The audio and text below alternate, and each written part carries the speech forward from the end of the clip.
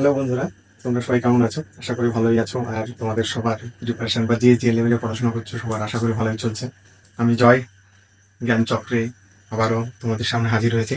আমরা আগের ক্লাসে চেষ্টা করেছিলাম আরো আলোর প্রতিফলনটা পড়ার বোঝার। তো আজকে আমরা চেষ্টা করবো আলোর প্রতিসরণ লেভেল আগের ক্লাসে যেমন ছিল এই ক্লাসেও ততটাই রাখার চেষ্টা করবো। তো চলো শুরু করা যায় আলোর প্রতিসরণ। দেখো, প্রতিসরণ ব্যাপারটা কি? প্রতিসারণ কাকে বলে? প্রথমে আছে প্রতিসারণ। প্রতিসরণ, প্রতিসারণ নয়, প্রতিসরণ। প্রতিসরণ ব্যাপারটা হচ্ছে আলো, ধরো দুটো মিডিয়াম, এটা একটা মাধ্যম, এটা একটা মাধ্যম। এটাকে আমি আপাতত জন্য হালকা মাধ্যম ধরে নিলাম, আর এটাকে ঘন মাধ্যম।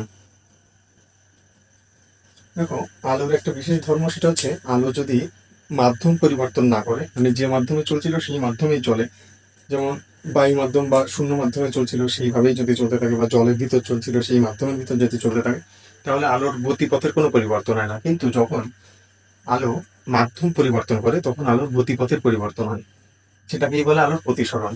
তো আমাদের এই ক্লাসের পুরো ব্যাপারটা আলোর প্রতিসরণই সেন্ট্রিক থাকবে। কিভাবে প্রতিসরণ হচ্ছে, কতটা সচ্ছে, কেন সচ্ছে, সেই সব ব্যাপারে আমরা আলোচনার চেষ্টা করছি। তো দেখো, ধরো এটা হালকা মাধ্যম আর নিচে হচ্ছে ঘন মাধ্যম। তো কি হয়, এই দিক থেকে যদি একটা আলোক রশ্মি এসে পড়ে, আবার সেম কেস যে রশ্মিটা এসে পড়ছে তাকে বলছে ইনসিডেন্ট রে বা আপাতিত রশ্মি। ইনসিডেন্ট রে বা আপাতিত রশ্মি। এই আলোটা পড়ার পরে ধরো এটা আপাতন নাই, এটা অবিলম্ব, এন ও এন ড্যাশ অবিলম্ব। আলোক রশ্মি এই মাধ্যম থেকে যখন এই মাধ্যমে পড়বে, তো এটা হচ্ছে সারফেস মানে তল। ধরুন এই তলে পড়লো, আলোক রশ্মিটা এসে এই তলে পড়লো, পড়ার পরে আলোক রশ্মিটা যাওয়ার কথা ছিল এই সোজা, কিন্তু যেহেতু মাধ্যম পরিবর্তন হয়ে যাচ্ছে সেই জন্য আলোক রশ্মি এর যে পথে যাওয়ার কথা ছিল সেই পথে নাকি অন্য পথে চলে যায়। তো যখন হালকা মাধ্যম থেকে ঘন মাধ্যম আসে, ধরো তখন আলোক রশ্মি এই অবিলম্বের দিকে সরে আসে। যখন হালকা মাধ্যম থেকে ঘন মাধ্যমে আসে তখন আলোক রশ্মি অবিলম্বের দিকে সরে আসে। তো এটা ইনসিডেন্ট রে, এটা আমার রিফ্লেক্টেড রে বা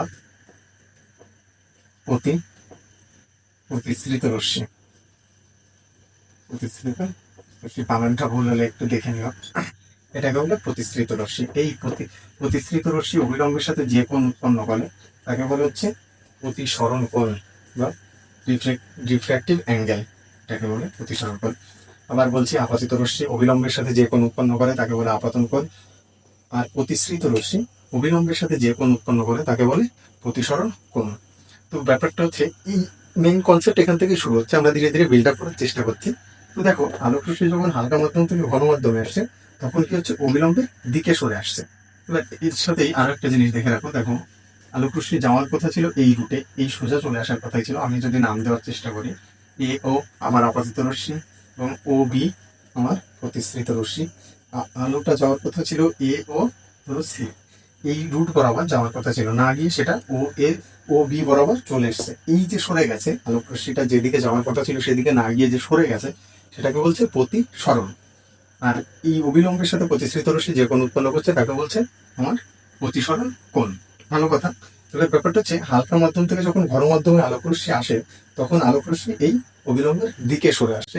এবার চিত্রটা যদি উল্টো হতো, অ্যাকচুয়ালি আমি আগের ক্লাসেও বলেছিলাম, আবারও বলছি, লাইট রেস মানে আলোক রশ্মি তার পথ কিন্তু রিট্রেস করে, মানে যখন এদিক থেকে এসে এদিকে চলে যাচ্ছে, যখন উল্টোটা হবে চিত্রটা তখন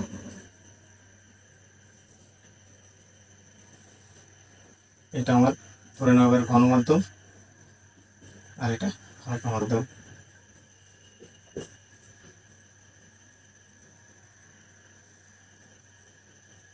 এটা আমার ইনসিডেন্টে আপাতিত রশ্মি। এবার এই রশ্মিটা যাওয়ার কথা ছিল ধরো এদিকে, এদিকে যাওয়ার কথা ছিল, কিন্তু কি হবে যখন ঘন মাধ্যম থেকে হালকা মাধ্যমে আসবে তখন এটা অবিলম্ব থেকে দূরে সরে যাবে। তখন এটা আমার এটা রিফ্লেক্টেড অ্যাঙ্গেল বা প্রতিসরণ কোণ, আর এটা আপাতন কোণ। আপাতন কোণকে আই দ্বারা আর প্রতিসরণ কোণকে আর দ্বারা প্রকাশ করা হয়। তো এই এখান থেকে শুরু হলো মেন গল্প। ধীরে ধীরে আমরা আরো গভীরে যাওয়ার চেষ্টা করবো। তো দেখো, এই জিনিসটা প্রথমে বুঝে নাও, যখন আপাতিত রশ্মি বা আলোক রশ্মি যখন ঘন মাধ্যম থেকে হালকা মাধ্যমে আসবে তখন তারা অবিলম্ব থেকে দূরে সরে যাবে, আর যখন হালকা মাধ্যম থেকে ঘন মাধ্যমে আসছে তখন তারা অবিলম্বে কাছে সরে আসবে। এবার এই সব দিকে আগে যাওয়ার আগে প্রথমে প্রতিসরণের দুখানা সূত্র আছে, প্রতিসরণের প্রথম সূত্র আর দ্বিতীয় সূত্র। প্রথম সূত্র কি বলছে? প্রতিসরণের প্রথম সূত্র বলছে, দেখো, আপতিত রশ্মি, ধরো এটা ইনসিডেন্টের আপতিত রশ্মি, প্রতিসৃত রশ্মি এবং আপতন বিন্দু, যেখানে এসে আলোক রশ্মিটা পড়েছিল তাকে বলে আপতন বিন্দু। আপতিত রশ্মি, প্রতিসৃত রশ্মি এবং আপতন বিন্দুতে অঙ্কিত অবিলম্ব, এটা ধরো আমার অবিলম্ব, অঙ্কিত অবিলম্ব একই সমতলে অবস্থান করে। তার মানে হচ্ছে, ধর এটা একটা তল, এই যে বোর্ডটা, এই বোর্ডটা একটা তল, আলোক রশ্মি যদি এদিক দিয়ে আসে এই তলের উপর পড়ে এবং এই তল থেকে বেরোচ্ছে, এবং এই যে অবিলম্ব আমি এঁকেছি, এই আপাতিত রশ্মি, প্রতিসৃত রশ্মি এবং আপতন বিন্দুতে অঙ্কিত অবিলম্ব একই সমতলে অবস্থান করে। এটা হচ্ছে তোমার প্রথম সূত্র। আর দ্বিতীয় সূত্র, প্রতিসরণের দ্বিতীয় সূত্র বা স্নেলের সূত্র। যতক্ষণ আমরা প্রতিসরণ নিয়ে আলোচনা করবো, এই দ্বিতীয় সূত্র বা স্নেলের সূত্র প্রতিটা পদে পদে কাজে লাগবে। কিভাবে কাজে লাগবে সেটা আমরা পরে দেখছি। কিন্তু দ্বিতীয় সূত্র কি বলছে? দ্বিতীয় সূত্র বলছে আপাতন কোণের সাইন, ধরো এটা আপাতন কোণ আই, এটাও আপাতন কোণ আই, আপাতন কোণের সাইন আর প্রতিসরণ কোণের সাইন, আপাতন কোণের সাইন এবং প্রতিসরণ কোণের সাইনের অনুপাত সর্বদা ধ্রুবক। ধ্রুবক মানে এই সাইন আই বাই সাইন আর সর্বদা ধ্রুবক হবে। এই ধ্রুবকটাকে রিপ্লেস করা হচ্ছে প্রতিসরাঙ্ক দিয়ে। এই এই প্রতিসরাঙ্ক 1 2, ধরো এটাকে যদি আমি মিডিয়াম 1 এটাকে 2 ধরে নিই, তাহলে এই 1 2 এর মানে হচ্ছে রিলেটিভ প্রতিসরাঙ্ক। প্রতিসরাঙ্ক কি সেখানে আমরা যাচ্ছি, আগে সূত্রটা একটু বুঝে নাও, যে আপাতন কোণের সাইন এবং প্রতিসরণ কোণের সাইন সর্বদা ধ্রুবক হয় নির্দিষ্ট বর্ণের আলোর ক্ষেত্রে। নির্দিষ্ট বর্ণের আলোর ক্ষেত্রে এবং যদি মাধ্যম দুটো একই থাকে সেক্ষেত্রে আপাতন কোণের সাইন এবং প্রতিসরণ কোণের সাইন সর্বদা ধ্রুবক হবে। এই ধ্রুবকটাকে রিপ্লেস করা হয় মিউ 1 2 বলা হয়, মানে হচ্ছে দ্বিতীয় মাধ্যমের সাপেক্ষে বা প্রথম মাধ্যমের সাপেক্ষে দ্বিতীয় মাধ্যমের প্রতিসরাঙ্ক বলা হচ্ছে মিউ 1 2। এই অবধি যদি বোঝা যায় তাহলে প্রতিসরাঙ্কের দিকে আমরা যাবো, কারণ এইটুকু বুঝে নিলে আগে মোটামুটি সব বুঝতে সুবিধা হবে। দেখে নিলে প্রথম সূত্র বলছে আপাতিত রশ্মি, প্রতিসৃত রশ্মি এবং আপতন বিন্দুতে অঙ্কিত অবিলম্ব একই সমতলে অবস্থান করে, প্রথম সূত্র। দ্বিতীয় সূত্র বা স্নেলের সূত্র যেটাকে বলছে সেটা হচ্ছে আপাতন কোণের সাইন এবং প্রতিসরণ কোণের সাইনের অনুপাত সর্বদা ধ্রুবক থাকে, সেটাকে আমরা প্রতিসরাঙ্ক বা মিউ দ্বারা প্রকাশ করছি। এবার আসি মিউ এর গল্পে, বা প্রতিসরাঙ্ক কাকে বলে। তো দেখো, এবার আমরা প্রতিসরাঙ্কের ব্যাপারটা আসি। প্রতিসরাঙ্ক, প্রতিসরাঙ্ক এটাকে রিফ্র্যাক্টিভ ইন্ডেক্স বলা হয়, ইংরেজিতে বলা হয় রিফ্র্যাক্টিভ ইন্ডেক্স। এটাকে প্রকাশ করা হয় মিউ দ্বারা, এটাকে বলে মিউ, এটাকে মিউ দ্বারা প্রকাশ করা হয় প্রতিসরাঙ্ক বা রিফ্র্যাক্টিভ ইন্ডেক্স। প্রতিসরাঙ্ক দেখো দু ধরনের হতে পারে মেইনলি। একটা হচ্ছে তোমার পরম প্রতিসরাঙ্ক,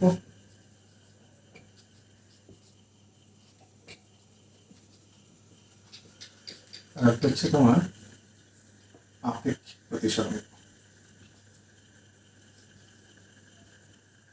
আপেক্ষিক প্রতিসরাঙ্ক, আপেক্ষিক প্রতিসরাঙ্ক এক পরম, আর হচ্ছে আপেক্ষিক প্রতিসরাঙ্ক।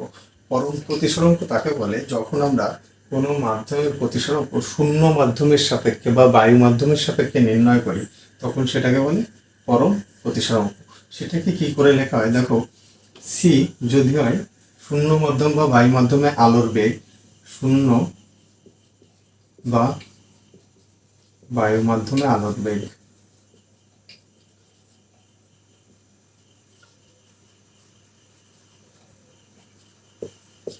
আর ভি যদি হয় যে মাধ্যমের আমরা প্রতিসরাঙ্ক নির্ণয় করতে যাচ্ছি সেই মাধ্যমের আলোর বেগ,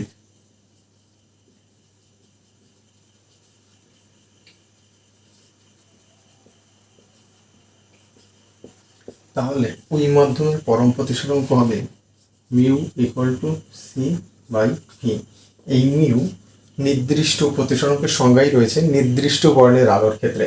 অ্যাকচুয়ালি প্রতিসরাঙ্ক এই মিউ তোমার বর্ণের সাথে নির্দিষ্ট বর্ণ বলার কারণ হচ্ছে একটা সূত্র আছে mu inversely proportional to lambda. এইটুকু মানে mu inversely proportional to lambda, আপাতত এটুকু জানো। আমি দেখাচ্ছি যে কিভাবে ভ্যারি করছে। তো দেখো, আমরা যখন পরম প্রতিসরাঙ্ক নির্ণয় করছি কোনো মাধ্যমে তখন সেটা আমরা লিখছি mu equal to c by v. এবার ধরো আপেক্ষিক প্রতিসরাঙ্ক কাকে বলে? আপেক্ষিক প্রতিসরাঙ্ক ধরো এটা একটা মিডিয়াম ওয়ান, এটা হচ্ছে মিডিয়াম টু, মানে প্রথম মাধ্যম, এটা দ্বিতীয় মাধ্যম। এবার আলো যদি প্রথম মাধ্যম থেকে দ্বিতীয় মাধ্যমে প্রবেশ করে তখন আমরা যে প্রতিসরাঙ্কটা নির্ণয় করি সেটা হচ্ছে মিউ ওয়ান টু টু, মানে দ্বিতীয় মাধ্যমের প্রতিসরাঙ্ক প্রথম মাধ্যমের সাপেক্ষে। দ্বিতীয় মাধ্যমের প্রতিসরাঙ্ক প্রথম মাধ্যমের সাপেক্ষে যখন হয়, কোনো কিছুর সাপেক্ষে যখন আমরা কোনো কিছু মাপ করি তখন তাকে আপেক্ষিক বলি। তো দেখো এই মাধ্যমে প্রথম মাধ্যমে যদি আমি পরম প্রতিসরাঙ্ক নির্ণয় করতে যাই তাহলে mu one equal to c by v one, এই মাধ্যমের গতিবেগ যদি ভি ওয়ান হয়, আলোর গতিবেগ যদি ভি ওয়ান হয়, আর দ্বিতীয় মাধ্যমে mu two equal to c by v two হয়। এবার দেখো আমরা প্রথম মাধ্যমের সাপেক্ষে যেহেতু বার করছি তাহলে আমরা mu one by mu two লিখতে পারি। এবার mu one equal to c by v one by mu two হচ্ছে তোমার সি বাই ভি টু হলো। এবার এটাকে যদি আমি ঠিকঠাকভাবে লেখার চেষ্টা করি এরকম লিখতে পারি c by v one into v two by c, c c কেটে গেলে v two by v one. বোঝা গেছে? এটা হচ্ছে আপেক্ষিক প্রতিসরাঙ্ক, এটা হচ্ছে পরম প্রতিসরাঙ্ক। এবার এই যে নির্দিষ্ট বর্ণটা কেন বলা হয় সেটা একটু দেখো, এটা যদি বোঝা যায় মুছে দিই। এটা হচ্ছে যখন প্রথম মাধ্যমের সাপেক্ষে দ্বিতীয় মাধ্যমের প্রতিসরাঙ্ক তখন আমরা এরকমভাবে বার করি mu one by mu two, আর পরম প্রতিসরাঙ্ক যখন তখন সেটা আমরা শূন্য মাধ্যমের সাপেক্ষে বার করি, সেটা হচ্ছে সি বাই ভি। ঠিক আছে? তো চলো দেখো এবার ওই প্রতিসরাঙ্ক কিভাবে ল্যামডার উপর বা নির্দিষ্ট বর্ণের আলো কেন বলা হচ্ছে সেটা জাস্ট একটু দেখে নাও।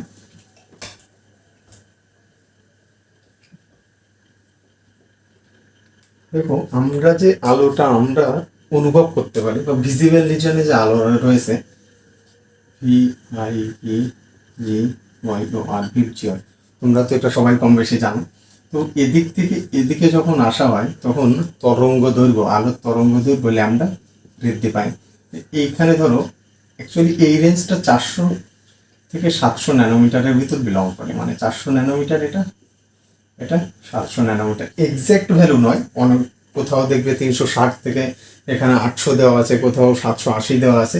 তো মোটামুটি আবার 400 থেকে 700 ন্যানোমিটারের ভিতর বিলং করে। তো এই ধরো এটা হচ্ছে ভায়োলেট, বেনিয়া সহকলা যেটা ভায়োলেট, এই ভায়োলেটের যদি lambda v equal to 400 nanometer হয় আর এটা হচ্ছে ল্যামডা আর, মানে লাল বর্ণের আলোক রশ্মির ক্ষেত্রে যদি ল্যামডা আর হয় 700 ন্যানোমিটার, তাহলে এদের প্রতিসরাঙ্ক কিভাবে চেঞ্জ করা হয় একটা সূত্র বলছিলাম, মানে বিজ্ঞানীটার নাম আমার এক্স্যাক্টলি মনে নেই, তবে সেই সূত্রটা বলছে mu inversely proportional to lambda. তার মানে ল্যামডা যত বাড়বে এই মিউ তত কমবে। এই ইনভার্স রিলেশনশিপের মানে তো বোঝো যে ল্যামডা এটা বাড়লে এটা কমবে। তো দেখো যখন এটা রয়েছে 400, যখন 400 রয়েছে তখন ধরো আমার যদি হয় মিউ ভি, আর যখন রয়েছে 700 মানে লাল বর্ণের আলোক রশ্মির ক্ষেত্রে ল্যামডা যখন 700 ন্যানোমিটার তখন যদি হয় মিউ আর ধরে নিয়েছি আমি, তাহলে কি হবে দেখো, এই যেহেতু lambda R is greater than lambda V, লাল বর্ণের আলোক রশ্মির তরঙ্গ দৈর্ঘ্য বেগুনি বর্ণের আলোক রশ্মির তরঙ্গ দৈর্ঘ্য থেকে বেশি, তাই জন্যে অতএব তাই কি হয় দেখো ল্যামডা বাড়লে আমার প্রতিসরাঙ্ক মিউ কমছে। তা এর যেহেতু ল্যামডা বেশি তাহলে এর প্রতিসরাঙ্ক কম হবে, mu r is less than mu violet. এই কারণের জন্য এই যে প্রতিসরাঙ্ক সেখানে নির্দিষ্ট বর্ণের আলোক রশ্মি, স্নেলের সূত্রে নির্দিষ্ট বর্ণের আলোক রশ্মি উল্লেখ করা হয়, কারণ এই আলোক বর্ণ পরিবর্তন হওয়ার জন্যে আমার এই প্রতিসরাঙ্ক পরিবর্তন ঘটে। প্রতিসরাঙ্ক পরিবর্তন ঘটার ফলে আমাদের আপতন কোণ প্রতিসরণের কোণেরও পরিবর্তন ঘটতে থাকে। ঠিক এ অবধি বোঝা গেছে?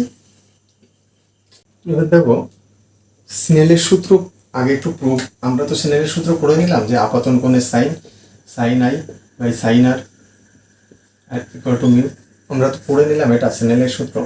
এটাকে কিভাবে সহজে অ্যাপ্লাই করা যায় দেখো, এটা মিডিয়াম ওয়ান, এটা মিডিয়াম টু, এটা প্রথম মাধ্যম, এটা দ্বিতীয় মাধ্যম। এবার একটা আলোক রশ্মি ধরো এরকম পড়লো, এরকম বেরিয়ে গেল ইনসিডেন্ট রে, এটা রিফ্লেক্টেড রে, এটাকে ধরে নাও মিউ টু, এটাকে ধরে নাও মিউ ওয়ান। আমি ধরে নিলাম যে এই মাধ্যমটা এটা ঘন মাধ্যম আর এটা হালকা মাধ্যম, কম্পারেটিভলি ধরে নিলাম আমি ধরে নিয়েছি। এবার এই স্নেলের সূত্র কিভাবে প্রয়োগ করবে দেখো, এটা আপাতন কোণ আই, এটা প্রতিসরণ কোণ আর। স্নেলের সূত্র প্রয়োগ করার সব থেকে সহজ উপায়, এবং এরকম ভাবে প্রয়োগ করলে আশা করি তোমাদের ভুল হবে না। দেখো সূত্রটা এরকম ভাবে, যখন যেদিকে অ্যাঙ্গেল নেব, আমরা যখন যেদিকের অ্যাঙ্গেল নেব তখন সেই দিকের প্রতিসারাঙ্ক নেব। তার মানে হচ্ছে μ1 into sine I equal to μ2 into sine R. μ1 প্রথম মাধ্যমের প্রতিসরাঙ্ক নিয়েছি, তার সাথে আমি গুণ করেছি সাইন আই, সেটা হচ্ছে তোমার যে দিকের আমি অ্যাঙ্গেল নিচ্ছি সেই দিকের প্রতিসরাঙ্ককে গুণ করেছি। নিচে যখন আসছি এই প্রতিসরাঙ্ক তার সাথে অ্যাঙ্গেল। এবার এটাকে দেখো এই ফরম্যাটে লেখা যায় কিনা, sine I by sine I equal to μ2 by μ1। এরকম ভাবে যখন কোশ্চেন দেওয়া থাকবে যে তোমাকে দিয়ে দিবে, ধরো বায়ু মাধ্যমের প্রতিসরাঙ্ক মিউ ইকুয়াল টু 1 হয়, বায়ু মাধ্যমের প্রতিসরাঙ্ক মিউ ইকুয়াল টু 1। এবার তোমাকে দিয়ে দিল যে ধরো i equal to 30 degree, r equal to ধরো আই ইকুয়াল টু 45, ধরো আই আর ইকুয়াল টু ধরো 30 ডিগ্রি। এই আই যখন হচ্ছে তখন এটা বায়ু মাধ্যম থেকে ধরো কাচ মাধ্যমে প্রবেশ করছে, বায়ু থেকে কাচ, তো এটা 1, মানে এই মাধ্যমের প্রতিসরাঙ্ক, বায়ু মাধ্যমের প্রতিসরাঙ্ক মিউ ইকুয়াল টু 1, আর কাচ মাধ্যমে মিউ জি লিখে আমি ধরো মিউ গ্লাস, সেটা কত তোমাকে যদি বার করতে দেয় এইভাবে তুমি প্রয়োগ করতে পারো। দেখো আমি এই ক্যালকুলেশনটা পুরো করে দিচ্ছি যে বায়ু মাধ্যম থেকে কাচ মাধ্যমে প্রবেশ করছে, বায়ু মাধ্যমের প্রতিসরাঙ্ক 1, তাহলে কাচ মাধ্যমের প্রতিসরাঙ্ক কত হবে? অ্যাঙ্গেল হচ্ছে তোমার 30 ডিগ্রি, মানে আপতন কোণ 45 ডিগ্রি আর প্রতিসরণ কোণ 30 ডিগ্রি দেওয়া আছে। তো এইটা যখন আমি লিখছি μ1 into sine 45 degree equal to mu G আমাকে বার করতে হবে ইন্টু সাইন 30 ডিগ্রি, এই ফর্মেটে লিখেছি আমি। এটা দেখো সমাধান করাটা কতটা সহজ হবে। সাইন 45 ডিগ্রির মান কত? 1/√2 equal to mu G into sine 30 ডিগ্রির মান কত? √3/2। এবার এই মিউ জিটাকে mu G equal to 1/√2 into 2/√3, এটাকে এই পাশে নিয়ে, মানে 2 এই পাশে নিচে ছিল, এই পাশে এসে গুণ হয়ে গেছে, √3 নিচে চলে এসছে, তাহলে আলটিমেটলি আমার কি আসছে? 2/√6। বোঝা গেছে? এরকম ধরনের অঙ্ক দেয়, তাই জন্য আমি আর কি তোমাদের পুরো ক্লিয়ার করে দিলাম। এবার এক এক করে গল্পতে আসি, প্রতিসরণের গল্প। প্রতিসরণের গল্প মেইনলি আমাদের 3টে জিনিস নিয়ে আলোচনা করতে হবে। দেখো প্রথম রয়েছে গ্লাস স্ল্যাব বা কাচের পাত, গ্লাস স্ল্যাব বা কাচের পাত, সম্ভবত কাচের পাতই বলা হয় বা গ্লাস স্ল্যাব বলা হয়, গ্লাস স্ল্যাব। তারপরে আসছে প্রিজম, তারপরে আসে লেন্স। তো আমরা যেমন ভাবে বইতে আলোচনা করা আছে আমরাও সেরকম ভাবে আসবো। প্রথমে কাচের পাত বা গ্লাস স্ল্যাব, তারপরে প্রিজম, তারপরে লেন্স। তো কাচের পাত বা গ্লাস স্ল্যাবে প্রতিসরণ কিভাবে ঘটে এবং সেক্ষেত্রে কি কি ঘটনা ঘটে থাকে সেগুলো একটু আমরা দেখার চেষ্টা করি।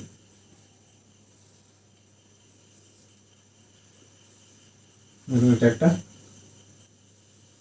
কাচের পাত, এর প্রতিসরাঙ্ক মিউ ডব্লিউ, আর এটাকে রাখা রয়েছে বায়ু মাধ্যমে, তার মানে এখানেও 1 প্রতিসরাঙ্ক, এখানেও 1 বায়ু মাধ্যমে রাখা রয়েছে। এবার অবিলম্ব আঁকলাম আমি,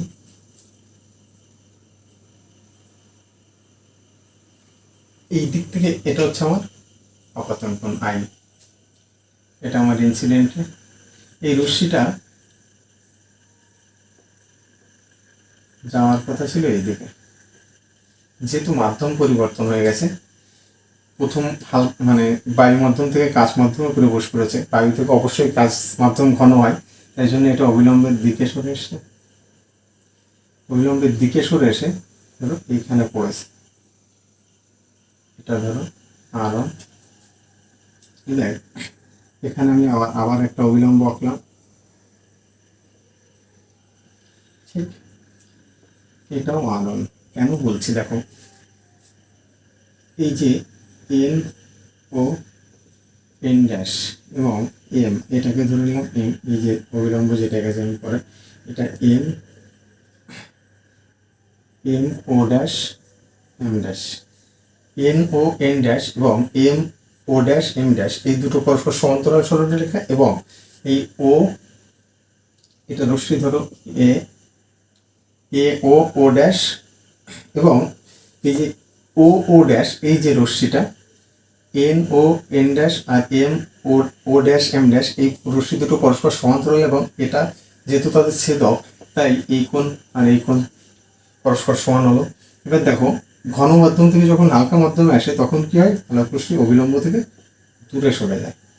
এটা তো যাওয়ার কথা ছিল এদিকে, এদিকে যাওয়ার কথা ছিল, সেদিকে না গিয়ে এটা এইদিকে দূরে সরে যায়। এটাকে বলে ইমার্জিং অ্যাঙ্গেল বা নির্গমন কোণ বলা হয় এটাকে।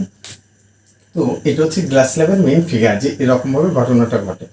তো দেখো আমি প্রথমে এই ও ড্যাশ বিন্দুতে, ও বিন্দুতে আমি স্নেলের সূত্র প্রয়োগ করছি। তাহলে আমি কি লিখতে পারি, 1 into sine I equal to এটার প্রতিসরাঙ্ক মিউ ডব্লিউ ইন্টু সাইন আর ওয়ান। এখান থেকে আমি লিখতে পারি sine I by sine R one equal to mu ডব্লিউ লিখতে পারি। এটা সমীকরণ 1। পরে ও ড্যাশ বিন্দুতে, ও ড্যাশ বিন্দুতে, ও ড্যাশ বিন্দুতে আমি আবার অনুরূপভাবে তোমার স্নেলের সূত্র প্রয়োগ করছি। তখন আলোক রশ্মি আমার এই যে এদিক থেকে আসছে আর এই দিক থেকে বেরোচ্ছে, তখন আমি মিউ ডব্লিউ ইন্টু সাইন আর ওয়ান, এই অ্যাঙ্গেলটা আর ওয়ান, আর ওয়ান এই অ্যাঙ্গেল আর এই অ্যাঙ্গেল কেন সমান আগে বলে নিয়েছি, R one equal to 1 into sine E হলো। এবার মিউ ডব্লিউ ইকুয়াল টু কি লেখা যায়, mu W equal to sine E by sine R one, এটা হচ্ছে সমীকরণ 2। এবার কাচের যা প্রতিসরাঙ্ক এই তো চেঞ্জ হচ্ছে না, নির্দিষ্ট বর্ণের আলোর ক্ষেত্রে তো চেঞ্জ হচ্ছে না, তাই এই মিউ ডব্লিউ আর এই মিউ ডব্লিউ তো আসলে এক, দুটোকে সমান করে দিলে কি হবে দেখো, 1 ও 2 নম্বর থেকে আমরা কি পাচ্ছি, sine I by sine R one equal to sine E by sine R one, sine R one, sine R one, sine R one কেটে গেল, তাহলে কি হচ্ছে sine I equal to sine E. এটাকে লেখা যায় আই ইকুয়াল টু ই, লেখা যায় sine I equal to sine ইকে আই ইকুয়াল টু ই লেখা যায় কিভাবে দেখো, মানে এর দুটো কখন সমান হবে, ধরো আই যদি 30 ডিগ্রি হয় ইও তোমাকে 30 ডিগ্রি হতে হবে, আই যদি 45 ডিগ্রি হয় ইও 45 ডিগ্রি হবে। তা এই সাইনের মান 30 ডিগ্রির মান সাইনের ক্ষেত্রে একই, মানে 1/2 হয় সেটা, তাই জন্য আমরা আই ইকুয়াল টু ই লিখলাম। ই যে আই ইকুয়াল টু ই যে পেলাম, এখান থেকে কনক্লুশন কি আসে দেখো, গ্লাস স্ল্যাব বা কাচের পাত দ্বারা প্রতিসরণের ক্ষেত্রে আলোক রশ্মির কোনো বিচ্যুতি ঘটে না। প্রথম পয়েন্ট, আলোক রশ্মির কোনো বিচ্যুতি ঘটে না, মানে আলোক রশ্মির বিচ্যুতিটাকে আমরা যদি ডেল্টা দ্বারা লিখি তাহলে ডেল্টা ইকুয়াল টু 0, মানে আলোক রশ্মির কোনো বিচ্যুতি ঘটে না। কিন্তু দেখো বিচ্যুতি ঘটেনি তো কি হয়েছে, আলোক রশ্মিটা যাওয়ার কথা ছিল আমার এই লাইন বরাবর, এই লাইন বরাবর যাওয়ার কথা ছিল, কিন্তু সেখানে না গিয়ে এই লাইন বরাবর চলে এসছে। এই রশ্মি আর এই রশ্মি পরস্পর সমান্তরাল হয়েছে, কিন্তু তাদের মাঝখানে একটা ডিস্টেন্স তৈরি হয়ে গেছে, এটা ধরো ডেল, এই ডিস্টেন্সটাকে ধরো এক্স। এই এক্স যে ডিস্টেন্স তৈরি হয়েছে এটাকে বলে পার্শ্ব সরণ। কি বলে, পার্শ্ব সরণ। অতএব গ্লাস স্ল্যাবের ক্ষেত্রে আমরা দেখলাম যে গ্লাস স্ল্যাবের ক্ষেত্রে যদি কোনো আলোক রশ্মি আপতিত হয় এবং সেটা যখন বেরিয়ে যায়, নির্গত হয়, সেক্ষেত্রে কোনো প্রকার কোনো ডেভিয়েশন বা বিচ্যুতি দেখা যায় না। কি দেখা যায়, শুধুমাত্র পার্শ্ব সরণ দেখা যায়। বোঝা গেছে গ্লাস স্ল্যাবের এই আছে গল্প, মোটামুটি আমাদের বইতে এই আছে। আপাতত এখানেই সীমাবদ্ধ থাকবো, আগে গিয়ে আরো অনেক কিছু জানতে পারবে যে এই এক্স কতটা হলো, কিভাবে বার করতে হয় সেটা। তো যদি কখনো সময় হয় সেটা পরে আলোচনা করা যাবে। আপাতত এই অবধি থাক। গ্লাস স্ল্যাবের পুরো গল্পটা বোঝা গেছে, কিভাবে আমি স্নেলের সূত্র থেকে এই আই ইকুয়াল টু ই প্রমাণ করলাম, বুঝলে? তো চলো গ্লাস স্ল্যাবের পরে এবার প্রিজমের দিকে যাওয়া যাক।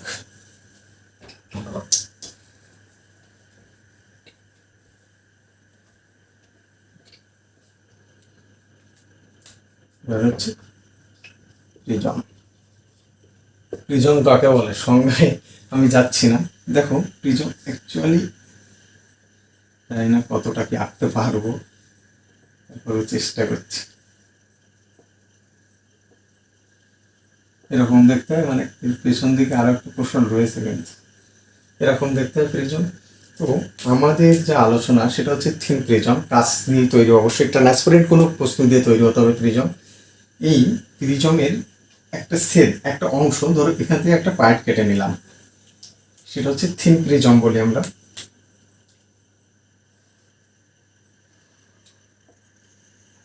ধরো এটা একটা প্রিজমের অংশ, এই প্রিজমের এই যে কোণটা, প্রিজমের এই যে কোণটা, এটাকে বলে প্রিজম কোণ, প্রিজম কোণ। আর এই যে যেটা, এটাকে বলে বেস লাইন বা ভূমি, প্রিজমের ভূমি বলে এটাকে, আর এটাকে বলে প্রিজম কোণ।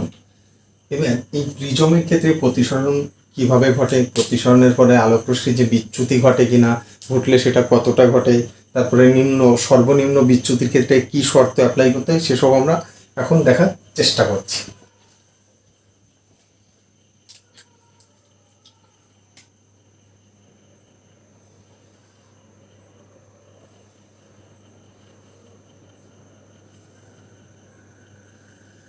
ধরো এটা একটা প্রিজম, প্রিজমের এই যে কোণটা, এটাকে ধরলাম এ হচ্ছে প্রিজম কোণ। প্রিজমের প্রতিসরণ ধরে নাও মিউ জি ধরে নাও। এবার ধরো একটা আলোক রশ্মি, আলোক রশ্মি এই আসছে, এক সেকেন্ড।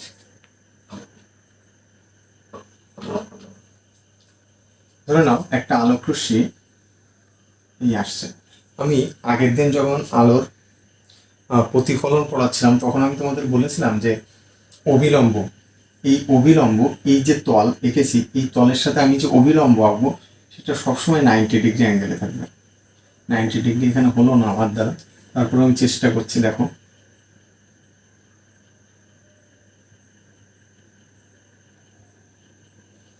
এই অ্যাঙ্গেলটা 90 ডিগ্রি হবে। অবিলম্ব এই যে তল, এটাকে বলে হচ্ছে তোমার আপতন তল, আর যে তল থেকে বেরিয়ে যাবে তাকে নির্গমন তল বলা হয় বা নির্গত তল বলা হয়। এই যে অবিলম্ব, ধরো এটা এন, এটা ধরো এ আলোক রশ্মি, A B Alok Rashmi, A B Alok Rashmi, N B N dash, ধরে নাও এন বি এন ড্যাশ, এটা হচ্ছে অবিলম্ব। এবার দেখো হালকা মাধ্যম থেকে যখন, প্রিজমের ক্ষেত্রে বিশেষ একটা শর্ত মেনে চলে প্রিজম, সেটা হচ্ছে আলোক রশ্মি তুমি যে অ্যাঙ্গেলে পেলো শুধুমাত্র 90 ডিগ্রি বাদে, 90 ডিগ্রি বা লম্ব অপতন বাদে যে অ্যাঙ্গেলেই পড়ো ফেলো না কেন, আলোক রশ্মি কি হবে, এই বেস লাইন বরাবর চলে আসবে, মানে বেস লাইনের সাথে আলোক রশ্মিটা সমান্তরালে চলে আসে। আলোক রশ্মি এই যে আলোক রশ্মি প্রিজমের ভিতর প্রবেশ করার পর আলোক রশ্মিটা এই যে বেস লাইন বা ভূমির সাথে যে সমান্তরালে চলে আসছে, এটা লেন্সে গিয়ে প্রচুর প্রয়োগ আছে, অভিসারী ক্রিয়া, লেন্সের অভিসারী ক্রিয়া, অপসারী ক্রিয়া কিভাবে হয় সেটা আমরা এর সাথে লিঙ্ক করে পড়ার চেষ্টা করবো। তাই মনে রাখবে যে আলোক রশ্মি যখন প্রিজমের মধ্যে প্রবেশ করছে তখন সেটা এই ভূমির সঙ্গে সমান্তরালে চলে আসে, বোঝা গেল? তো আলোক, এই আলোক রশ্মি আমার এই, ধরো এটা কে এক্স জেড, কে এক্স জেড একটা প্রিজমের অংশ, থিন প্রিজম বা সরু পাতলা প্রিজমের অংশ। এই কে এক্স হচ্ছে তোমার আপতন তল, কে এক্স আপতন তল, আর কে জেড তোমার নির্গমন তল হবে। তো এই তলে যখন এসে পড়ছে আলোক রশ্মি, বি বিন্দুতে যখন এসে পড়ছে, তখন যখন ভেতরে ঢুকছে, ধরো বি সি, এটা ধরো সি, এই বিন্দুটা সি, কোথায় লিখি, এই বিন্দুটা ধরো সি, এই বিসি আর এক্স জেড, বিসি সমান্তরাল এক্স জেড, প্রিজমের ক্ষেত্রে এটা শর্ত বা সূত্র যাই বলো, আলোক রশ্মি প্রিজমের ভিতর ঢুকলে সেটা বেস লাইন বরাবর বা ভূমির সাথে সমান্তরালে চলে আসে। এবার এখানে আমাকে আবার আর একটা অবিলম্ব আঁকতে হবে, চেষ্টা করছি আমি 90 ডিগ্রি আঁকার, এক্স্যাক্টলি 90 ডিগ্রি হচ্ছে না, তারপরে বুঝে নাও একটু তোমরা।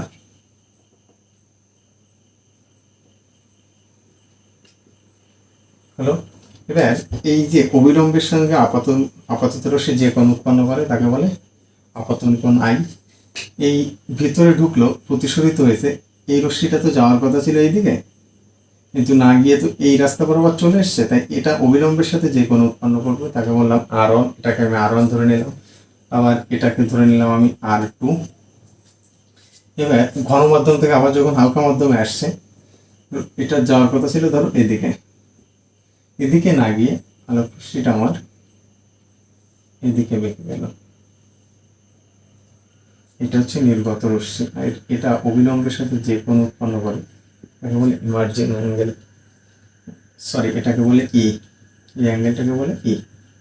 বোঝা গেছে? এটা হচ্ছে আই, এটা হচ্ছে R1, এটা R2, আর এটা ই। এবার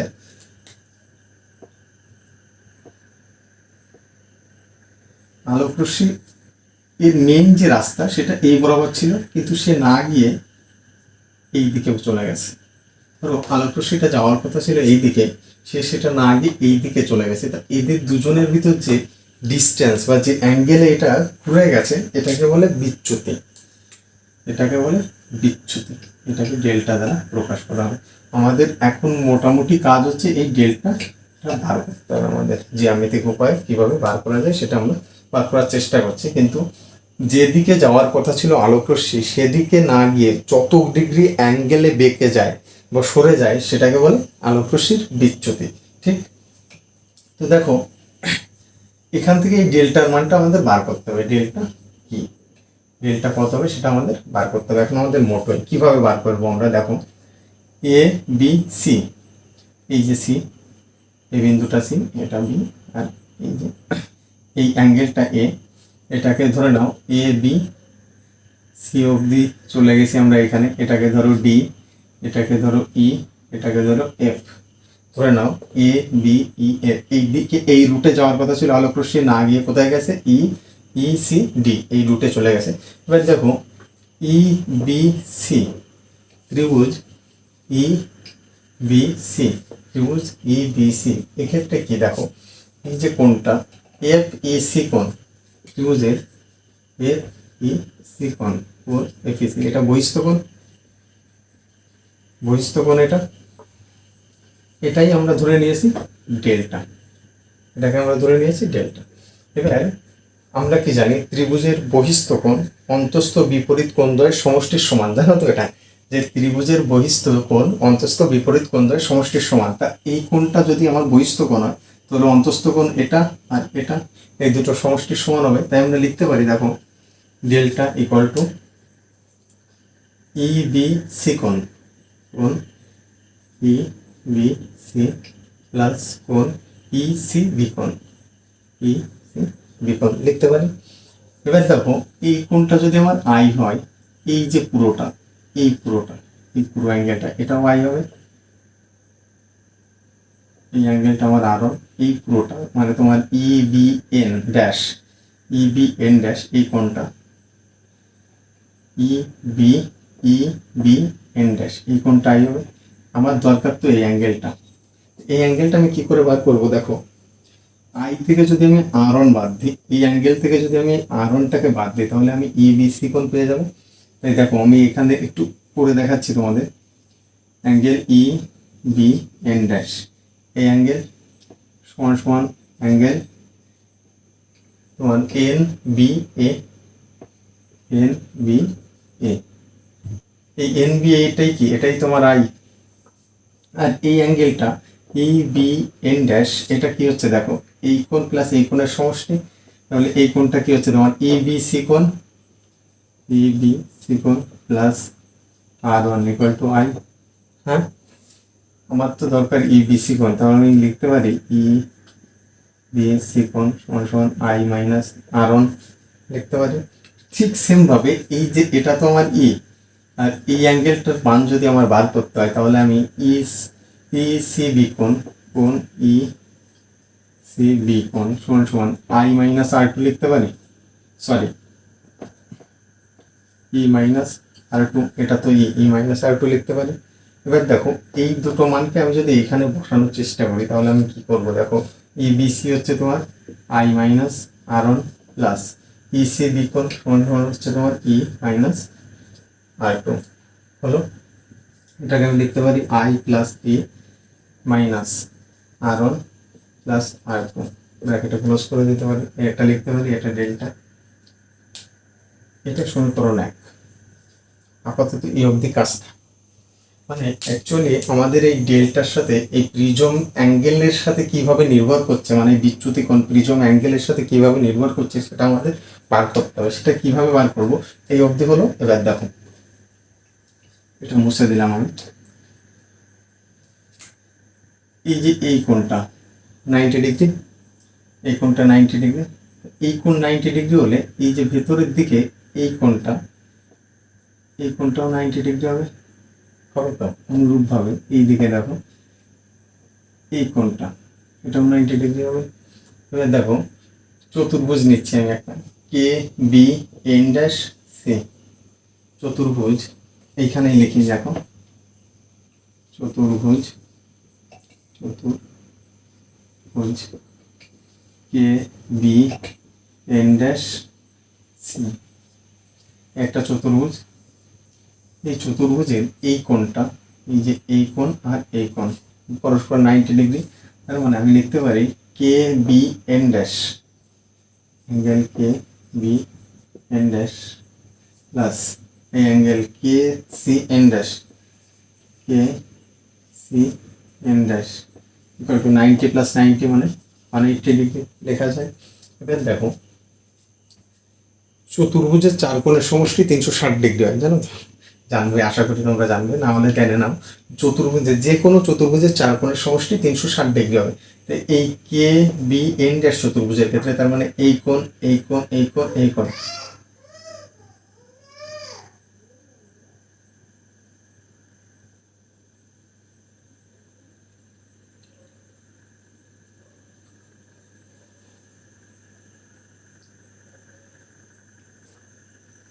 যাই হোক দেখো, তো চতুর্ভুজের চার কোণের সমষ্টি 360 ডিগ্রি হয়। তো এই কোণ আর এই কোণ যদি 180 ডিগ্রি হয়, তার মানে এই কোণ আর এই কোণ, এই দুটো কোণ আমার 180 ডিগ্রি হয়।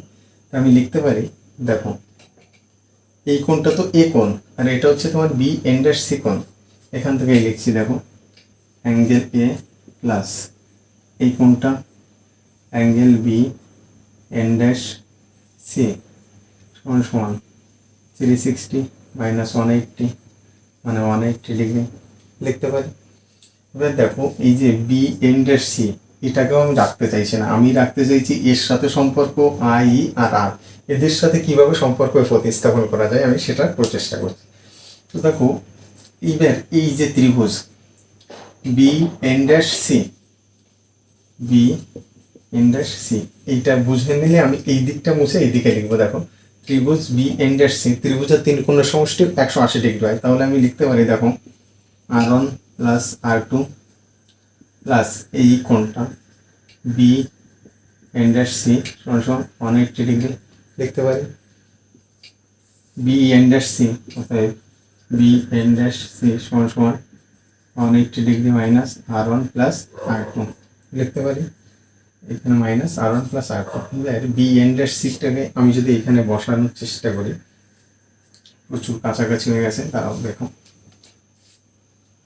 এই জায়গা থেকে আমি লিখছি দেখো এই পোর্শনটা আলাদা আর এই পোর্শনটা আলাদা, angle b N dash c সমান 180 degree minus R1 plus R2 হলো। এবার এই বি এন ড্যাশ সি এইখানে আমি এই মানটা বসাবো, তাহলে কি হবে দেখো অ্যাঙ্গেল এ এই প্লাস আছে এই পাশে যে মাইনাস হবে ইকুয়াল টু 180 ডিগ্রি মাইনাস এই বি এন ড্যাশ সি এর জায়গায় বসালাম 180 ডিগ্রি মাইনাসে মাইনাসে plus R1 plus R2, 180 degree 180 degree কেটে গেল। তাহলে এখান থেকে আমি যেটা পেলাম যে এ রিজম কোণ এ equal two R1 plus R2, এই শর্তটা আমার কাজে লাগবে। এইটুকু মুছে দিলাম, যদি বুঝতে পারো এই অবধি যে আমি অ্যাকচুয়ালি কি করতে চাইছি, সেটা মেইন টার্গেট আমার ডেল্টার সাথে এই আই ই আর এই এর সম্পর্কটা বার করা। তাহলে আমি এটুকু মুছে দিলাম।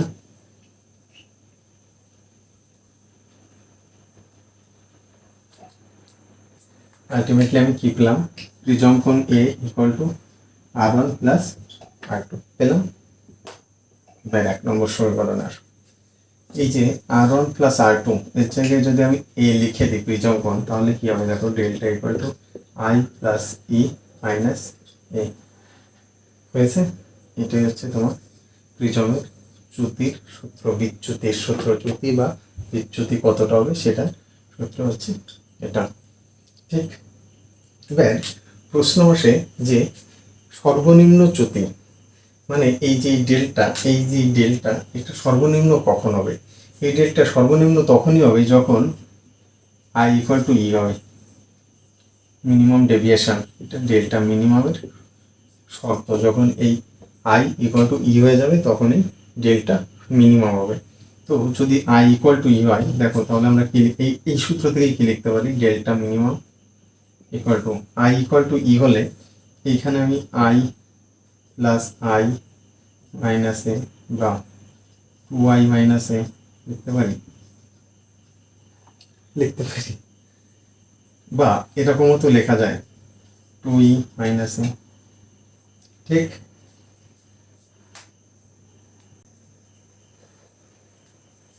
তো এটা হলো আমার ডেল্টা মিনিমামের সূত্র। এটা আর একটা সূত্র দিয়ে দেয় তখন যখন বলে থিন প্রিজম এবং A is less than equal to 10 degree, মানে এই যে প্রিজম কোণ যদি 10 ডিগ্রির কম হয় তখন ক্ষেত্রে ডেল্টা মিনিমাম একটা স্পেশাল সূত্র হচ্ছে A equal to mu minus one. যদি প্রিজমের প্রতিসরণ হয় মিউ আর প্রিজম কোণ হয় এ, সেক্ষেত্রে ডেল্টা মিনিমাম মানে সর্বনিম্ন বিচ্যুতি কত হবে সেটা হচ্ছে এ ইন্টু মিউ মাইনাস ওয়ান। এটা একটু মনে রাখার চেষ্টা করো, যদি টাফ কোশ্চেন হয় তখন এরকম কোশ্চেন আসতে পারে। প্রিজমের কেস বোঝা গেছে, বিচ্যুতি কিভাবে বার করলাম, মানে কৌণিক বিচ্যুতি কতটা কোণে ঘুরে যাচ্ছে সেটা বার করলাম প্রিজমের ক্ষেত্রে।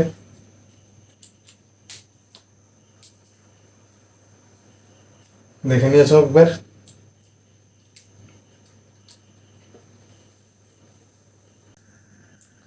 আমরা গ্লাস স্ল্যাব, প্রিজম কেস দেখে নিলাম, এবার আসা যাক লেন্সে। লেন্স দেখো, লেন্সের সাথে আমরা মোটামুটি কম বেশি সবাই পরিচিত। লেন্স মেইনলি দু ধরনের হয়, এক উত্তল লেন্স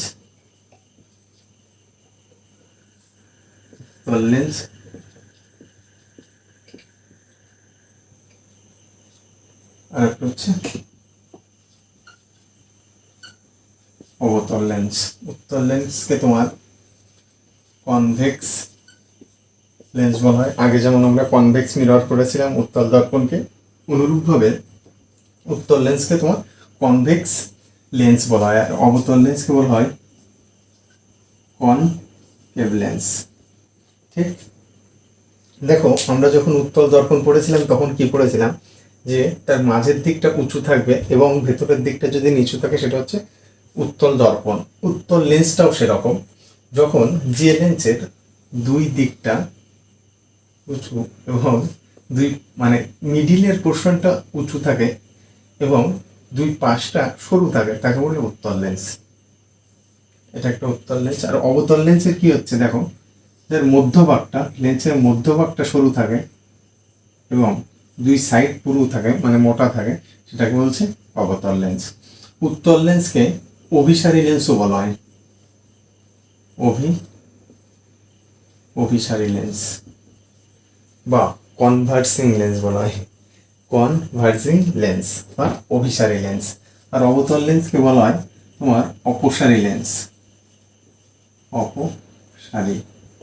অপসারী লেন্স বা ডাইভারজেন্ট লেন্স বলা হয় বা ডাইভারজেন্স লেন্স বলা হয়। অভিসারী বলার কারণ কি? কারণ হচ্ছে ধরো যদি সমান্তরালে কোনো আলোক রশ্মি আসে, উত্তল লেন্স এই রশ্মিগুলোকে কাছের দিকে টেনে নিয়ে আসে।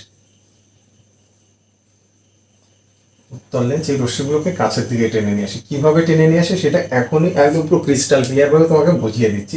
অভিসারী ব্যাপারটা কি সেটা আগে একটু বুঝে নাও। অভিসারী মানে হচ্ছে যখন দুটো আলোক রশ্মি সমান্তরালে চলছিল তখন যখন একটা আমি উত্তল লেন্স রেখে দেবো এদের মাঝখানে, তখন এই রশ্মিগুলোকে কাছের দিকে টেনে নিয়ে আসে, এক অপরের কাছের দিকে টেনে নিয়ে আসে, এটাকে বলছে অভিসারী। আর অপসারী লেন্সের ক্ষেত্রে কি হয়, দেখো যদি সমান্তরালে কোনো রশ্মিগুচ্ছ চলছিল তখন এদের কি করে, এদের একে অপরের থেকে দূরে ঠেলে দেয়, অপসারী দূরে ঠেলে দেয়। আর অভিসারী হচ্ছে কাছে নিয়ে আসে, এই জন্য এটাকে কনভার্জিং লেন্স বলে। দুটো আলোক রশ্মি যাচ্ছিল এদেরকে কাছে নিয়ে আসে, এটাকে বলে কনভার্জিং লেন্স। আর অপসারীকে বলে হচ্ছে তোমার ডাইভার্জিং লেন্স, যাচ্ছিল একদিকে সরিয়ে দিল, দুজনেরকে আলাদা করে দিল, এটা হচ্ছে অপসারী লেন্স, এটা হচ্ছে অভিসারী লেন্স। বোঝা গেছে? এর ক্রিয়াটা কিভাবে হয় দেখো, একটু গভীরে যাওয়ার চেষ্টা করি।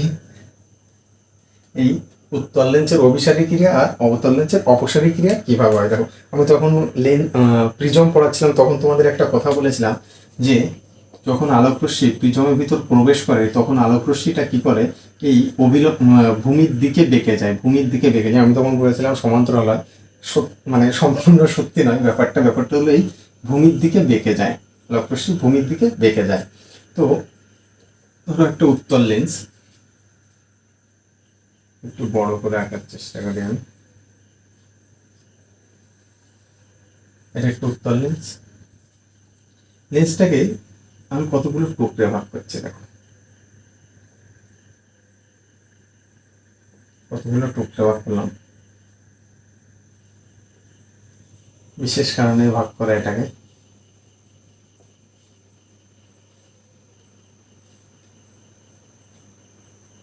প্রত্যেকটা টুকরোকে একটা তোমার প্রিজমের অংশ মনে করে নাও, প্রিজমের অংশ। ধরো এটা তো একটা প্রিজমই মনে হচ্ছে না, এটা এর উপরের অংশ বাদ গেছে কিন্তু একটা প্রিজমের অংশ, এটাও প্রিজমের অংশ, এটাও প্রিজমের অংশ, এটাও প্রিজমের অংশ।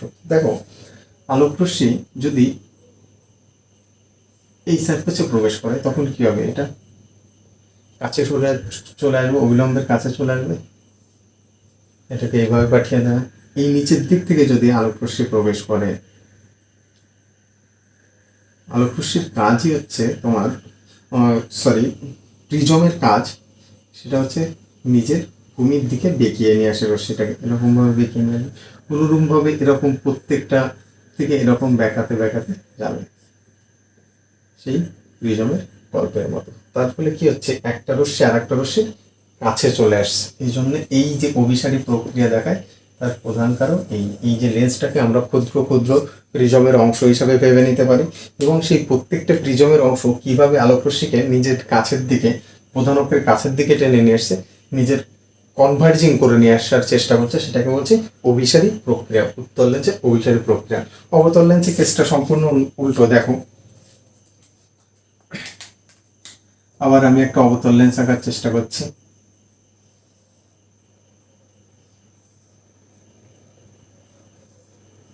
একটা অবতল লেন্স, অনুরূপভাবে আবার টুকরো টুকরো করে দিই আমি লেন্সটাকে। দেখো,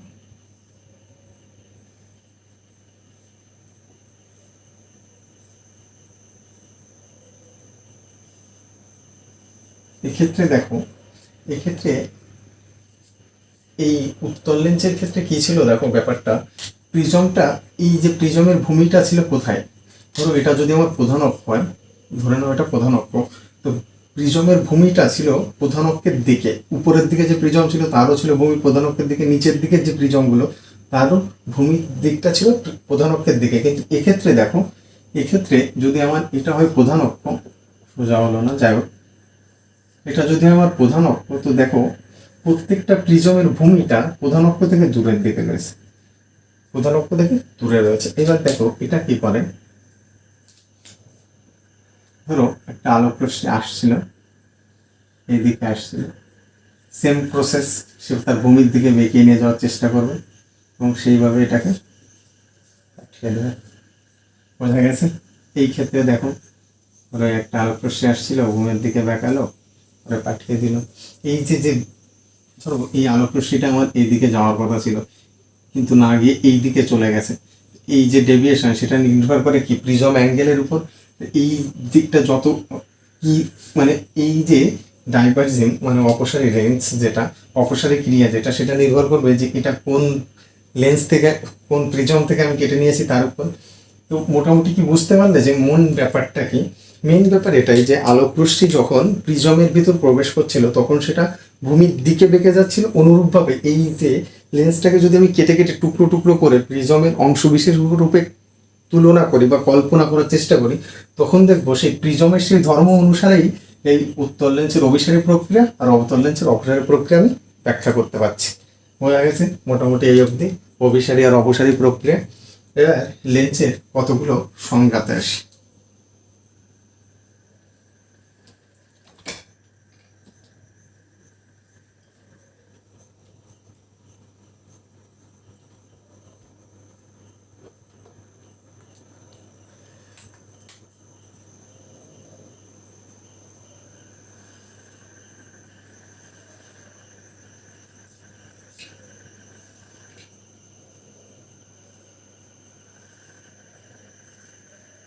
উত্তল লেন্স, অবতল লেন্স। দেখো এই লেন্সের আলোক কেন্দ্র এমন একটা বিন্দু, দুটো লেন্সের ক্ষেত্রে আলোক কেন্দ্র এমন একটা বিন্দু যে বিন্দু দিয়ে আলোক রশ্মি প্রবেশ করলে তার কোনো বিচ্যুতি ঘটে না, তাকে বলছে আলোক কেন্দ্র। মানে ধরো একটা আলোক রশ্মি যদি এই বরাবর আসে, একটু বেঁকে গেছে আমার, এই বরাবর আসলেও এই বরাবরই চলে যাবে, কোনো প্রকার কোনো বিচ্যুতি ঘটে না। ধরো এই দিক থেকে আসলে ওটা এই দিক বরাবর চলে যাবে, ধরো এই সোজা আসলে এই সোজা বরাবর চলে যাবে। লেন্স মিডিয়াম চেঞ্জ হচ্ছে কিন্তু আলোক রশ্মির কোনো প্রতিসরণ হচ্ছে না। এই যে বিন্দুটা, যে বিন্দু দিয়ে আলোক রশ্মি প্রবেশ করলে তার কোনো প্রকার কোনো প্রতিসরণ বা বিচ্যুতি ঘটে না, প্রতিসরণ তো ঘটবে কিন্তু কোনো বিচ্যুতি না ঘটে, বিচ্যুতি ঘটে না, সেই বিন্দুটাকে কি বলছি আমি? আলোক কেন্দ্র।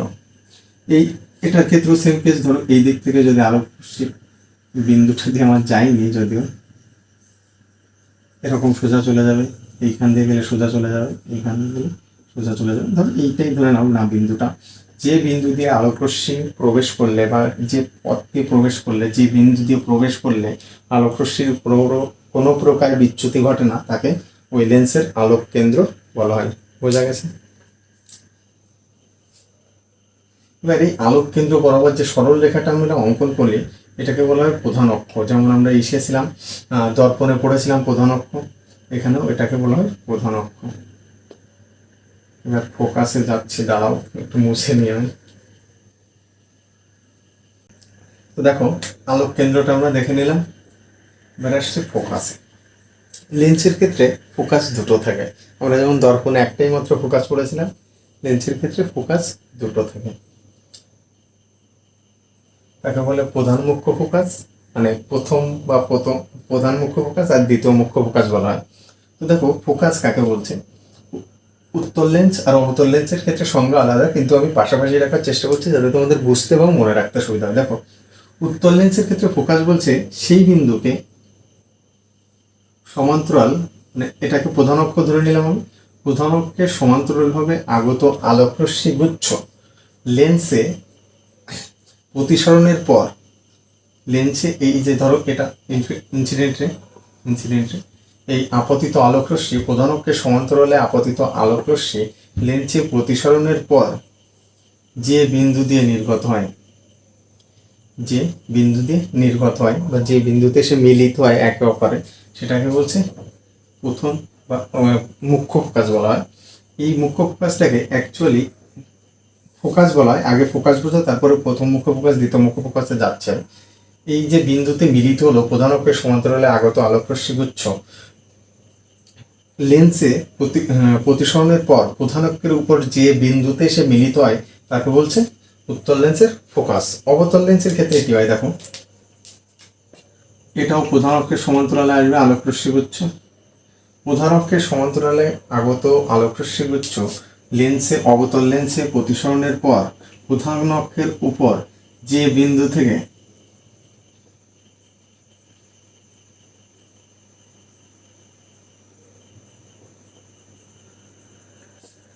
আবার বলছি দেখো, অবতল লেন্সের ফোকাস হচ্ছে প্রধান অক্ষে, এটা প্রধান অক্ষ, প্রধান অক্ষের সমান্তরালে আগত আলোক রশ্মি গুচ্ছ লেন্সে অবতল লেন্সে প্রতিসরণের পর প্রধান অক্ষের উপর অবস্থিত যে বিন্দু থেকে অপসৃত হচ্ছে বলে মনে হয়, এই বিন্দু থেকে অপসৃত হচ্ছে বলে মনে হয় সেটাকে বলছে ফোকাস, অবতল লেন্সের ফোকাস। আবারও বলছি দেখো, অবতল লেন্সের প্রধান অক্ষের সমান্তরালে আগত আলোক রশ্মি গুচ্ছ অবতল লেন্সে প্রতিসরণের পর প্রধান অক্ষের উপর যে বিন্দু থেকে অপসৃত হচ্ছে বলে মনে হয়, অপসৃত মানে দূরে সরে যাচ্ছে, অপসৃত হচ্ছে বলে মনে হয় সেই বিন্দুটাকে বলছে ফোকাস। এবার গল্পটা হলো এই ফোকাসটাকে, আমি বললাম না লেন্সের ক্ষেত্রে দুটো ফোকাস থাকে, এই ফোকাসটাকে বলে দ্বিতীয় মুখ্য ফোকাস, সেকেন্ড মেইন ফোকাস বা দ্বিতীয় মুখ্য ফোকাস, দ্বিতীয় মুখ্য ফোকাস। এটা উত্তল লেন্সের ক্ষেত্রে দ্বিতীয় মুখ্য ফোকাস, এটা তোমার অবতল লেন্সের ক্ষেত্রে দ্বিতীয় মুখ্য ফোকাস। তাহলে প্রশ্ন আসবে যে প্রথম মুখ্য ফোকাস কোনটা? তাহলে দেখো দ্বিতীয় মুখ্য ফোকাস বোঝা গেল। এবার দেখো প্রথম মুখ্য ফোকাস কাকে বলে। দেখো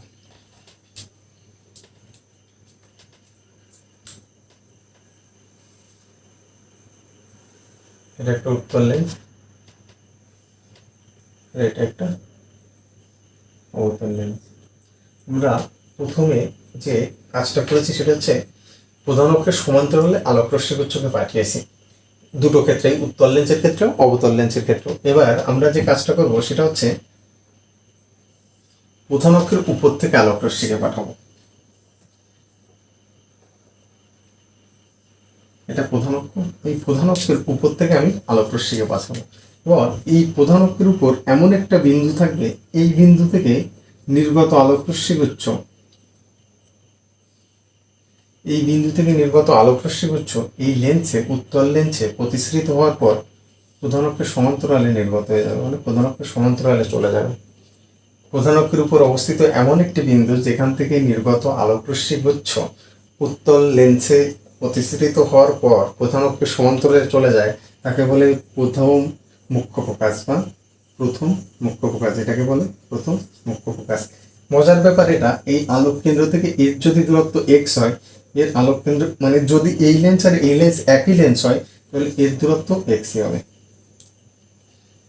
আলোক কেন্দ্র, এটাকে আলোক কেন্দ্র ও, এটার আলোক কেন্দ্র ও হয়, এবং এই দুটো লেন্স যদি একই হয় তাহলে এই আলোক কেন্দ্র থেকে দ্বিতীয় মুখ্য ফোকাস এবং আলোক কেন্দ্র থেকে প্রথম মুখ্য ফোকাসের দূরত্ব সমান হবে। এক্ষেত্রেও সেম কেস, দেখো সমান্তরালে পাঠিয়েছিলাম। এবার এমন একটা বিন্দু, ধরো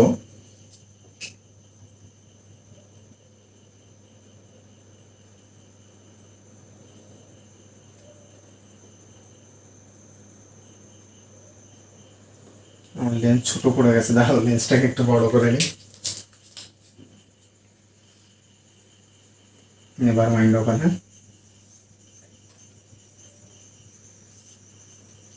যাই হোক, দেখো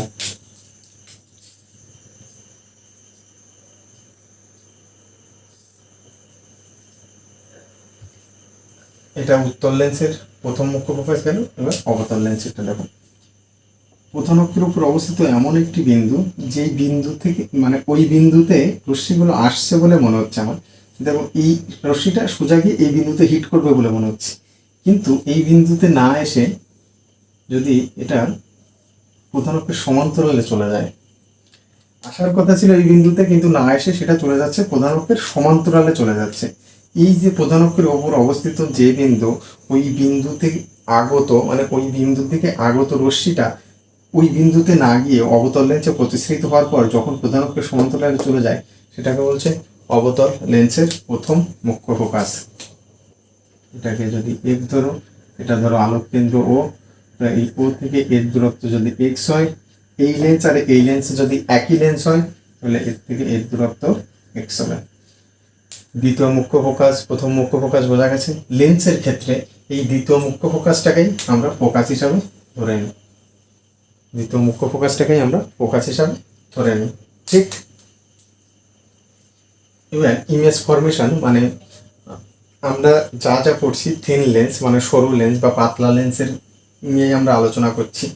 এই লেন্স মেইনলি তো উত্তল লেন্স আর অবতল লেন্স বললাম, এছাড়াও কত ধরনের লেন্স হয় সেগুলো একটু দেখো, জাস্ট একবার দেখে রাখলে তোমাদের আশা করি সুবিধা হবে।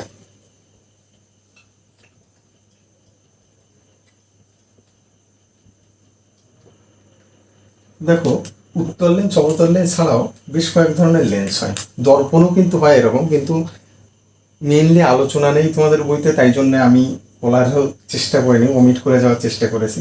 তবু লেন্সের ক্ষেত্রে বইতে আছে তাই জন্য আর কি চেষ্টা করছি একটু বলার। দেখো উত্তল লেন্স আর অবতল লেন্স কম্বিনেশনে যায়, আর সমতল লেন্স হতে পারে। দেখো সমতল লেন্স, কিন্তু সমতল লেন্স আমরা যেটা কাঁচের স্ল্যাব পড়েছি এক্ষেত্রে কোনো বিচ্যুতি ঘটে না, শুধুমাত্র পার্শ্ব সরণ ঘটে। সমতল লেন্স যেটা সেটাই হচ্ছে তোমার কাঁচের স্ল্যাব, গ্লাস স্ল্যাব, জি গ্লাস স্ল্যাব, এটাকেই বলছে সমতল লেন্স। দেখো এবার এদের কম্বিনেশনে যে লেন্সগুলো তৈরি হয় সেরকম হয়। দেখো সমতল, সমতল উত্তল লেন্স, এই লেন্সটা কেমন হবে, একটা সাইড সমতল থাকবে আর একটা সাইড উত্তল থাকবে। এখানে কিন্তু কোনো সিলভার এনকিং কিছু করা নেই, এটা দুটোই ট্রান্সপারেন্ট, এটাকে বলছে সমতল উত্তল। তারপরে হয় ধরো সমতল অবতল, সমতল অবতল কেমন হবে? লেন্সের একটা পৃষ্ঠ সমতল আর একটা পৃষ্ঠ অবতল, এটাকে বলছে সমতল অবতল লেন্স। ধরো অবতল উত্তল লেন্স, অবতল উত্তল লেন্স বা উত্তল অবতল যাই বলো। অবতল উত্তল লেন্সের একটা তল অবতল আর একটা তল উত্তল, এই তলটা তোমার অবতল, এই তলটা উত্তল, এটাকে অবতল উত্তল লেন্স বা উত্তল অবতল লেন্স বলা হয়। এবার যদি আমি বলি উত্তল অবতল, শুধু উল্টাই দিই উত্তল অবতল, সেক্ষেত্রে কেমন হবে দেখো, হচ্ছে উত্তল অবতল লেন্স। সমতল উত্তল, সমতল অবতল, অবতল উত্তল, উত্তল অবতল, এই ধরনের, এটা হচ্ছে কম্বিনেশন, মানে লেন্স এরকম ধরনের হতে পারে। ঠিক।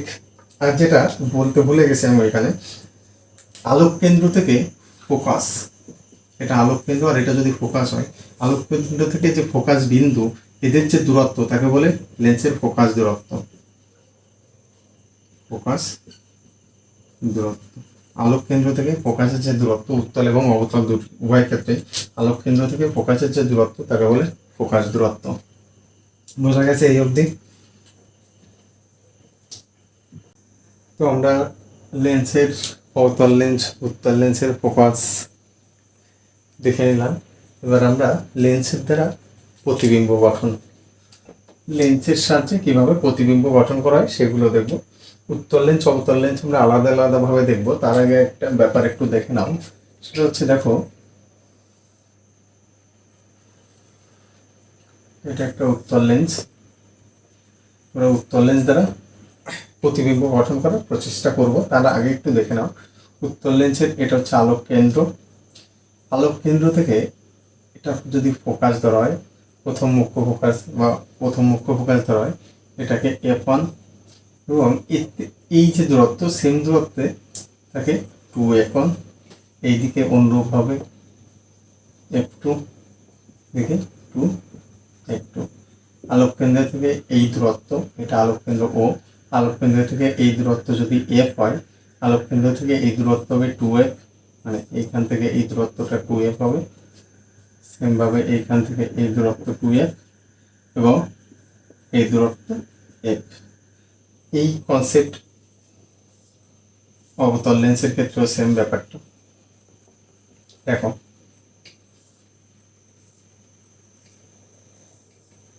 অবতল লেন্সের ক্ষেত্রেও এটা আমার দ্বিতীয় মুখ্য focus F2, 2F2, F1, 2F1, এটা আলোক কেন্দ্র। এখান থেকে এই দূরত্ব x হলে এখান থেকে এই দূরত্ব 2x বা 2F ধরে নাও, এটা যদি F হয়, অনুরূপভাবে এটা F, এটা 2F। ঠিক। এবার আমরা এক একটা করে দেখার চেষ্টা করছি। দেখো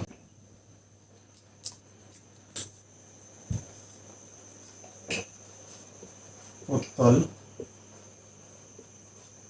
লেন্স দ্বারা বস্তুর প্রতিবিম্ব গঠন। দু তিনটে কেস আছে, আমি চেষ্টা করছি এক জায়গায় আনার। এটা একটু উত্তল লেন্স, ধরো এটা F1, এটা 2F1, এটা F2, এটা 2F2, এটা আলোক কেন্দ্র। এবার যদি কোনো বস্তু অসীমে থাকে, অসীমে থাকা মানে সমান্তরালে আসবে আলোক রশ্মি। সমান্তরালে যদি আসে, বস্তু যদি অসীমে থাকে, তাহলে তোমার প্রতিবিম্ব তৈরি হবে ফোকাসে। বস্তু অসীমে থাকলে প্রতিবিম্ব তৈরি হবে ফোকাসে।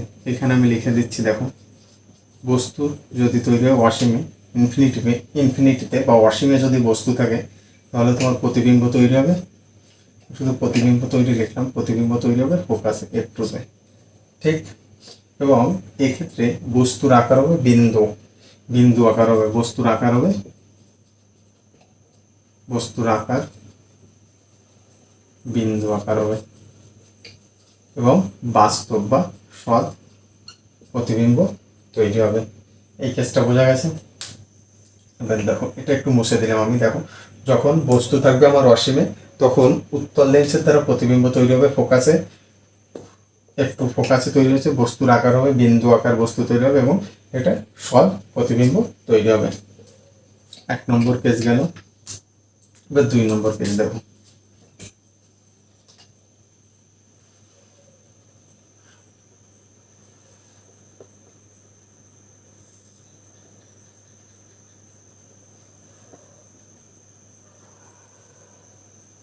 F1 2F1 F2 2F2। এবার বস্তুকে আমি যদি 2F1 এবং অসীমের মাঝে রাখি, 2F1 এবং অসীমের মাঝে রেখেছি, বেশি বড় হয়ে গেছে বস্তুটা, দেখো 2F1 এবং অসীমের মাঝে রেখেছি। কোনো বস্তুর লেন্স উত্তল লেন্স দ্বারা প্রতিবিম্ব তৈরি করার নিয়মটা এবার দেখো। একটা রশ্মি সমান্তরালে আসবে, প্রধান অক্ষের সমান্তরালে এসে সেটা যাবে ফোকাস দিয়ে। আর একটা রশ্মি আসবে, সেটা তোমার যাবে আলোক কেন্দ্র দিয়ে। আগেই বলেছি আলোক কেন্দ্র দিয়ে যে রশ্মিটা যায় তার কোনো প্রকার বিচ্যুতি ঘটে না। তো এটা যদি ধরো আমার হাইট h0, এটাকে হাইট অফ অবজেক্ট বলা হয়, এবং এই যে বস্তুর প্রতিবিম্বটা তৈরি হয়েছে আমার এখানে, এটাকে যদি ধরি আমি হাইট অফ ইমেজ এই সাই। তো দেখো এখানে বস্তুর অবস্থান দেখো, বস্তুকে আমি রেখেছি 2F1 ও ইনফিনিটির মাঝে। প্রতিবিম্ব আমি কোথায় পেলাম? প্রতিবিম্ব আমি কোথায় পেলাম? F2 ও 2F2 এর মাঝে। সেম আমি আবারও বলছি যে আলোক রশ্মি তার পথকে রিট্রেস করে, মানে আলোক রশ্মি যখন আমি এই দিক থেকে মেরেছি তখন আমার যে পথ দিয়ে গেছে, আমি যদি আলোক রশ্মিটাকে এই দিক থেকে মারি, মানে আমার এটা যদি বস্তু হয় আমার প্রতিবিম্ব কিন্তু এইখানে তৈরি হবে।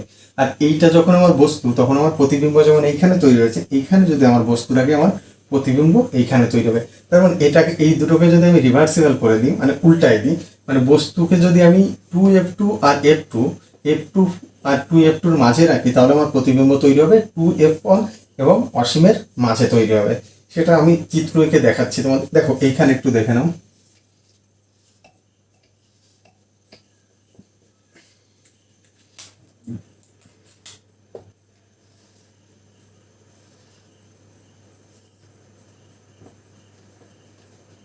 F1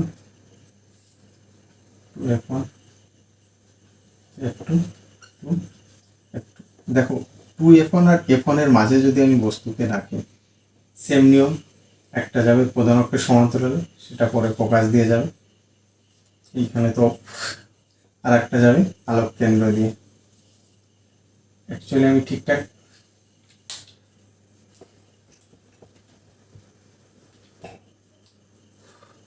দেখো,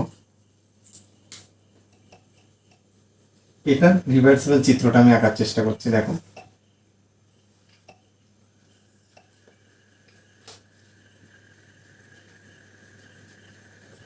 F1 2F1 F2 2F2, আমি বস্তুটাকে রাখলাম F1 আর 2F1 এর মাঝে। সেম রুল অ্যাপ্লিকেবল, ফোকাস দিয়ে যাবে একটা, আর একটা তোমার যাবে আলোক কেন্দ্র দিয়ে।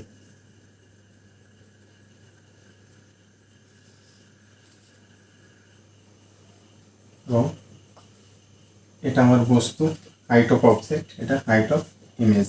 দেখো যখন আমি বস্তুকে রাখছি F1 ও 2F1 এর মাঝে, তখন আমার প্রতিবিম্ব তৈরি হচ্ছে 2F2 এবং অসীমের মাঝে হচ্ছে। আবার এই ক্ষেত্রে দেখো, যখন আমি 2F1 এবং অসীমের মাঝে রেখেছিলাম, তখন আমার বস্তু তৈরি হয়েছে F2 এবং 2F2 মাঝে। তো এই বস্তু আর প্রতিবিম্বের পজিশন রিভার্সিবল। তার মানে এই ক্ষেত্রে দেখো, এইখানে যদি আমার বস্তু থাকে, ফোকাসে যদি বস্তু থাকে, তাহলে তার প্রতিবিম্ব অসীমে গিয়ে তৈরি হবে। তো দেখো এই যে প্রতিবিম্বটা তৈরি হয়েছে, এই প্রতিবিম্বটাকে আমরা পর্দায় ফেলতে পারি, এই জন্য একে বলা হয় সৎ প্রতিবিম্ব।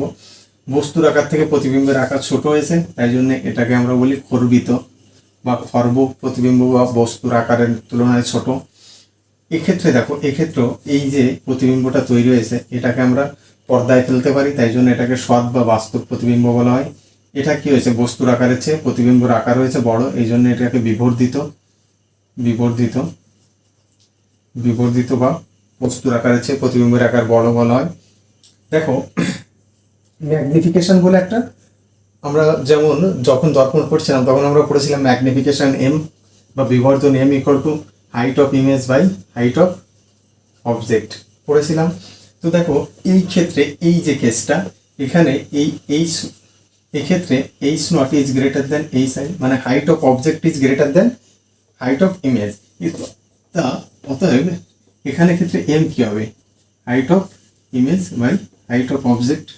তা যেহেতু এইচ নট বড়, এইচ নট যেহেতু এইচ আই থেকে বড়, মানে প্রতিবিম্বের আকার যেহেতু বস্তুর আকার, প্রতিবিম্বের আকার যেহেতু বস্তুর আকারের থেকে ছোট, বা উল্টোভাবে যদি বলি বস্তুর আকার প্রতিবিম্বের আকার থেকে যেহেতু বড়, সেহেতু আমার এম ইজ লেস দেন 1 হবে, মানে ম্যাগনিফিকেশন হবে তোমার 1-এর কম। এই কেসটা দেখো, এখানে বস্তুর আকার আর প্রতিবিম্বের আকারের ভিতর কে বড়, হাইট অফ ইমেজ বড় হাইট অফ অবজেক্টের থেকে। এক্ষেত্রে ম্যাগনিফিকেশন কি হবে তোমার, height of image by height of object. যেহেতু এটা বড়, অতএব এম ইজ গ্রেটার দ্যান 1 হবে। বোঝা গেছে? এক্ষেত্রে কি হবে ম্যাগনিফিকেশন, দেখো এক্ষেত্রে আমরা হাইট অফ অবজেক্ট তো অসীম ধরে নিয়েছি, অসীম মানে অতএব হাইট অফ অবজেক্ট যদি ইনফিনিটি হয়ে যায়, ইনফিনিটি সামথিং বাই ইনফিনিটি, তার মানে হচ্ছে 0, ম্যাগনিফিকেশন 0 হয়। সামথিং বাই ইনফিনিটি মানে তার ম্যাগনিফিকেশন 0 হবে। এই একটা কেস। আর একটা কেস আছে তোমাদের, দেখো সেটা হচ্ছে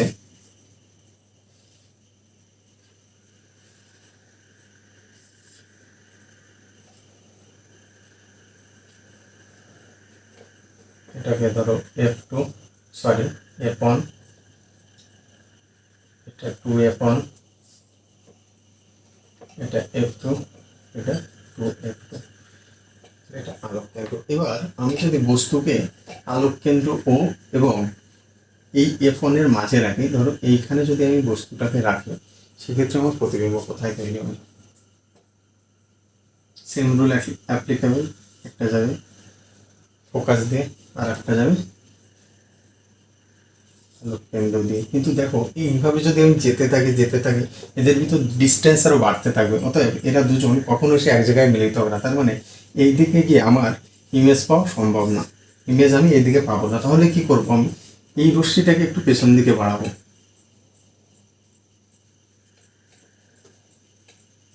আর এই রশ্মিটাকে একটু পেছন দিকে বাড়াবো। দেখো এরকম একটা জায়গায় এসে তোমার এটা হচ্ছে ইমেজ, হাইট অফ ইমেজ, এটা হচ্ছে হাইট অফ অবজেক্ট, এরকম একটা জায়গায় এসে তোমার প্রতিবিম্ব তৈরি হবে। কিন্তু এই যে প্রতিবিম্বটা তৈরি হলো, এটাকে আমরা পর্দায় ফেলতে পারবো? এই যে প্রতিবিম্বটা তৈরি হয়েছে, এটাকে আমরা পর্দায় ফেলতে পারবো না। কিন্তু এখানে কি হচ্ছে দেখো, আমরা বস্তুকে কোথায় রেখেছি দেখে নাও। বস্তুকে আমি রেখেছি আলোক কেন্দ্র ও F1 এর মাঝে। আমার প্রতিবিম্ব কোথায় তৈরি হচ্ছে? প্রতিবিম্ব তৈরি হচ্ছে আমার তোমার, অ্যাকচুয়ালি এটা কতটা আকার নিয়েছে, আমি সাইজ নিয়েছি, অবশ্যই F1 এর বাইরে তৈরি হবে, F1 এর বাইরে ও অসীমের মাঝে, F1 এর বাইরে এবং অসীমের মাঝে। আর এর ম্যাগনিফিকেশন কি হবে? ম্যাগনিফিকেশন এম হবে তোমার height of image by height of object. যেহেতু হাইট অফ ইমেজ বেশি, অতএব এম ইজ গ্রেটার দ্যান 1 হবে। এক্ষেত্রে প্রতিবিম্ব যেটা আমার তৈরি হয়েছে, প্রতিবিম্ব কি হচ্ছে আমার? অসৎ প্রতিবিম্ব, অসৎ এবং বস্তুর আকারের চেয়ে বড় বা বিবর্ধিত বলা হয় এটাকে, বিবর্ধিত প্রতিবিম্ব। মোটামুটি এই আছে, এই 4টে ব্যাপারই আছে তোমার উত্তল লেন্স দ্বারা প্রতিবিম্ব গঠন। একটা কেস যখন বস্তু রয়েছে আমার কোথাও অসীমে রয়েছে, তখন আমার প্রতিবিম্ব তৈরি হচ্ছে ফোকাসে। আর তারপরে আমি কোথায় করেছি, অসীম থেকে কাছে আনতে 2F1 এবং অসীমের মাঝে বস্তুকে রেখেছি, সেক্ষেত্রে আমার প্রতিবিম্ব তৈরি হয়েছে F2 এবং 2F1 এর মাঝে। প্রতিবিম্বের আকার বস্তুর আকারের চেয়ে ছোট হয়েছে, এই জন্য আমার ম্যাগনিফিকেশন লেস দ্যান 1 হয়েছে, মানে 1-এর কম হবে। তারপরে আমি এবং সৎ প্রতিবিম্ব তৈরি হয়েছে, খর্বকার বা বস্তুর থেকে আকারে ছোট প্রতিবিম্ব হয়েছে। আর একটা কেস সেটা হচ্ছে আমি যখন বস্তুকে 2F1 এবং F1 এর মাঝে রেখেছি, তখন আমার প্রতিবিম্ব 2F2 এবং অসীমের মাঝে হয়েছে। এক্ষেত্রে কি হয়েছে, বস্তুর আকারের চেয়ে প্রতিবিম্বের আকার বড় হয়েছে। যখনই বস্তুর চেয়ে প্রতিবিম্বের আকার বড় হয়ে যাবে সবসময় তার ম্যাগনিফিকেশন গ্রেটার দ্যান 1 হবে, অর্থাৎ বিবর্ধিত হয়েছে এবং সৎ হয়েছে। সৎ মানে যে প্রতিবিম্বকে আমরা পর্দায় ফেলতে পারি সেটাকে সৎ প্রতিবিম্ব বলে। এই ক্ষেত্রে দেখো, এক্ষেত্রে কি হচ্ছে, বস্তুর আকারের চেয়ে প্রতিবিম্বের, আমরা বস্তুকে কোথায় রেখেছি, আলোক কেন্দ্র এবং ফোকাস F1 এর মাঝে। F1 এর মাঝে রাখার ফলে আমার প্রতিবিম্ব F1 এর বাইরে গিয়ে তৈরি হয়েছে এবং বস্তুর আকারের চেয়ে প্রতিবিম্বের আকার বড় হয়েছে, এই জন্য এটাকে বিবর্ধিত প্রতিবিম্ব হয়েছে। যেহেতু প্রতিবিম্বের আকার বস্তুর আকারের চেয়ে বড় হয়েছে তাই আমার ম্যাগনিফিকেশন ইজ গ্রেটার দেন 1 হয়েছে এবং প্রতিবিম্ব তৈরি হয়েছে অসৎ প্রতিবিম্ব। বোঝা গেছে উত্তল লেন্স দ্বারা তোমার বস্তুর প্রতিবিম্ব গঠন, এবার অবতল লেন্স দ্বারা বস্তুর প্রতিবিম্ব গঠন আমরা একটু দেখতেছি। এবার দেখছি আমরা অবতল লেন্স দ্বারা বস্তুর প্রতিবিম্ব গঠন। এক্ষেত্রে মাত্র দুটো কেসই করবো আমরা, যে দুটো কেস বইতে রয়েছে সেই দুটো কেসই করবো।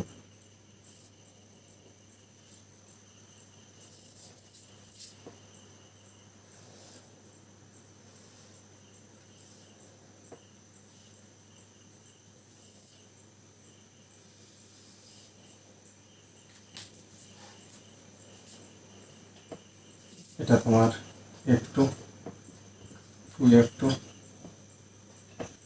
F1, 2F1, F2, 2F2, F1, 2F1।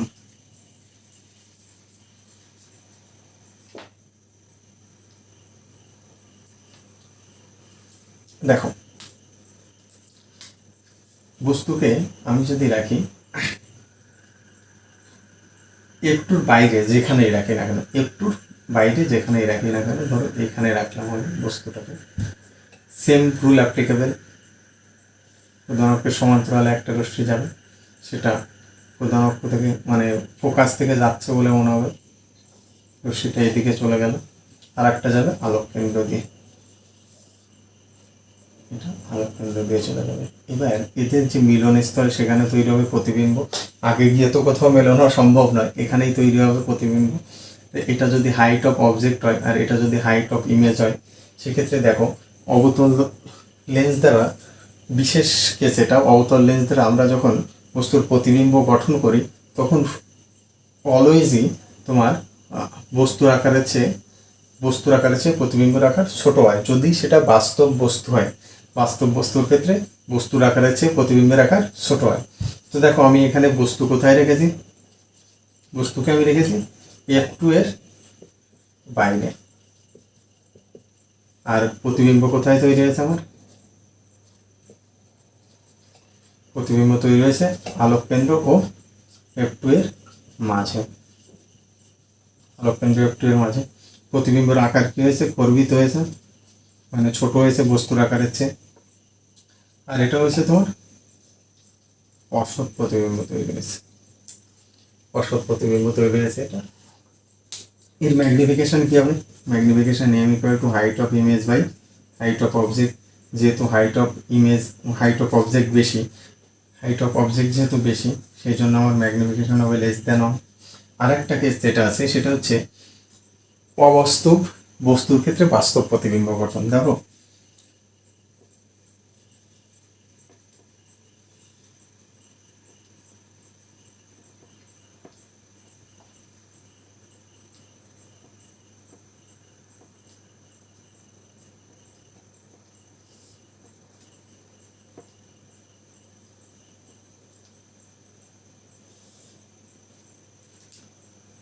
এর বস্তু কোথায়, বস্তু অসীমে। এক্ষেত্রে দেখো বস্তু অ্যাকচুয়ালি অসীমে নয়, এই আলোক রশ্মি যদি মিট করতো এইখানে কি আবার বস্তু তৈরি হতো, কিন্তু যেহেতু এটা অবতল দর্পণ, অবতল দর্পণের কাজ কি অভিসারী করা, এই রশ্মিটাকে এইখানে না মিলিয়ে আরেকটু দূরে মেলাবে, এরকম একটা জায়গায় মেলাবে, অভিসারী ক্রিয়ার ধরুন এরকম একটা জায়গায় এই রশ্মি দুটো এরকম একটা জায়গায় এসে মিশবে। এবার এই শর্তটা তখনই প্রযোজ্য যখন বস্তুর দূরত্ব সব সময় বস্তুর দূরত্ব যখন কম হবে তার থেকে ফোকাস দূরত্ব থেকে যদি বস্তুর দূরত্ব কম হয় তখনই আমরা এই অবাস্তব বস্তুর ক্ষেত্রে বাস্তব প্রতিবিম্ব গঠন করতে পারবো। ঠিক এই দুটো কেসই আছে অবতল লেন্স দ্বারা বস্তুর প্রতিবিম্ব গঠন। একটা হচ্ছে তোমার যখন আমি F2 বাইরে রেখেছি তখন আমার আলোক কেন্দ্র আর F2 মাঝে প্রতিবিম্ব তৈরি হয়েছে, আর একটা হচ্ছে অবাস্তব বস্তুর দ্বারা বাস্তব প্রতিবিম্ব গঠন। বোঝা গেছে? এই অবধি মোটামুটি গল্প শেষ হয়, কিন্তু আমি এরপর আরো একটু যেতে চাই, কারণ এএনএম জিএনএম যারা পরীক্ষা দেবে বা তোমরা যারা ক্লাস 10-এও পড়ছো তোমাদের হয়তো এরপরে আর কোশ্চেন আসবে না, কিন্তু একটু জেনে রাখা দরকার। দেখো আমরা যেমন দর্পণের ক্ষেত্রে একটা সূত্র পড়েছিলাম, তেমনি লেন্সের ক্ষেত্রেও একটা সূত্র আছে। সেই সূত্রটা হলো 1/f = 1/b - 1/u। দর্পণের ক্ষেত্রে এখানে প্লাস ছিল, লেন্সের ক্ষেত্রে এসে এখানে মাইনাস হয়ে গেছে। এছাড়া আর একটা সূত্র আছে ম্যাগনিফিকেশন m = আমরা তো height of image by height of object পড়লাম। এছাড়া আবার v/u, ভি হচ্ছে তোমার আলোক কেন্দ্র থেকে প্রতিবিম্বের দূরত্ব, আর ইউ হচ্ছে তোমার আলোক কেন্দ্র থেকে বস্তুর দূরত্ব। এবার এই সূত্র কিভাবে ইউজ করতে হয় সেটা যখন কোশ্চেন করবো আমরা তখন দেখবো, তবে একটু জাস্ট দেখে নাও যে কিভাবে ভি ইউ মাপতে হয়।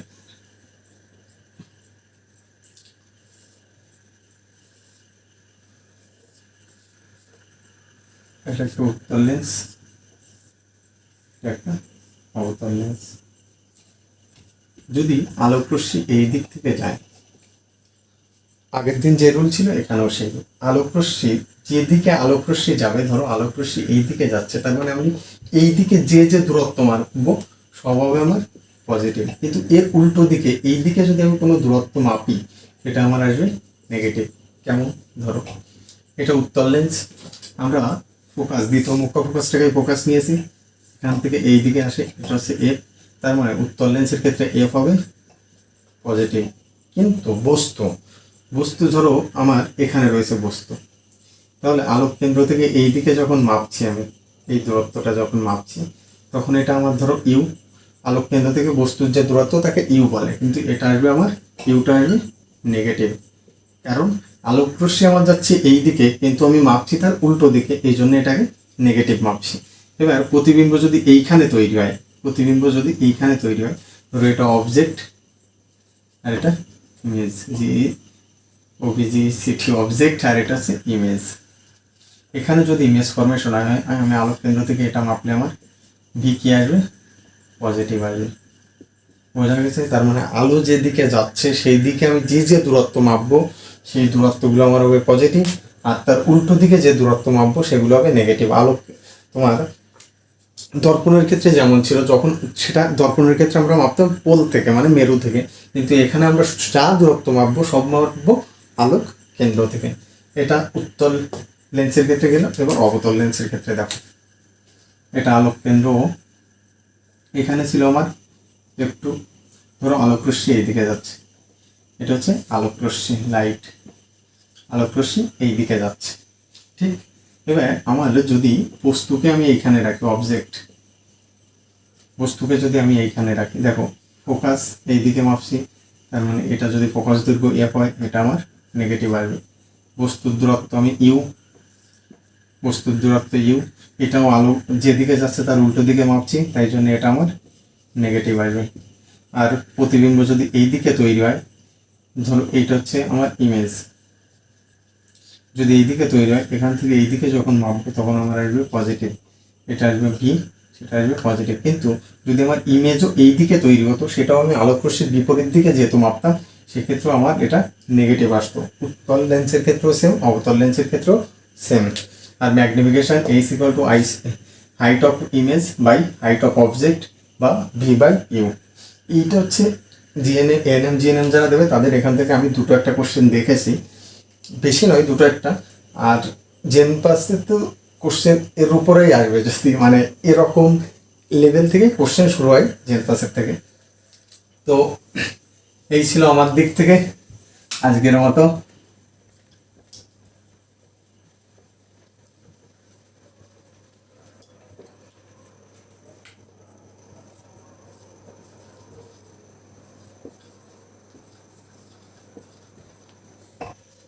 থ্যাংক ইউ, ধন্যবাদ সকলকে।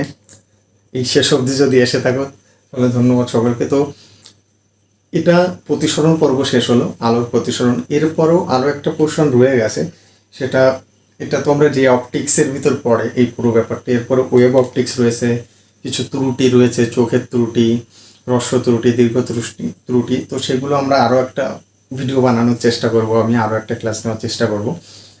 তো যদি তোমাদের ভালো লেগে থাকে তো অবশ্যই সাবস্ক্রাইব করো, একটা সুন্দর কমেন্ট করে যেও, আর বাকিদের সাথে শেয়ার করো। আর যদি কোথাও মনে হয় যে ত্রুটি আছে, বিচ্যুতি আছে, অবশ্যই কমেন্ট করে জানিও। আর একটা কাজ আমি যেটা করব সেটা হচ্ছে, এরপরে এই আলো থেকে যে ধরনের কোশ্চেনের সিএনএন জিএনএম এ পরীক্ষায়, তার উপর বেস করে একটা ক্লাস নেওয়ার চেষ্টা করব। সেটা 2-3 দিন পরেই আমি আপলোড করে দেব।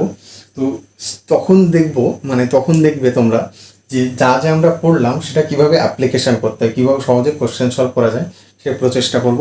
তো চলো, ধন্যবাদ সকলকে আবারও।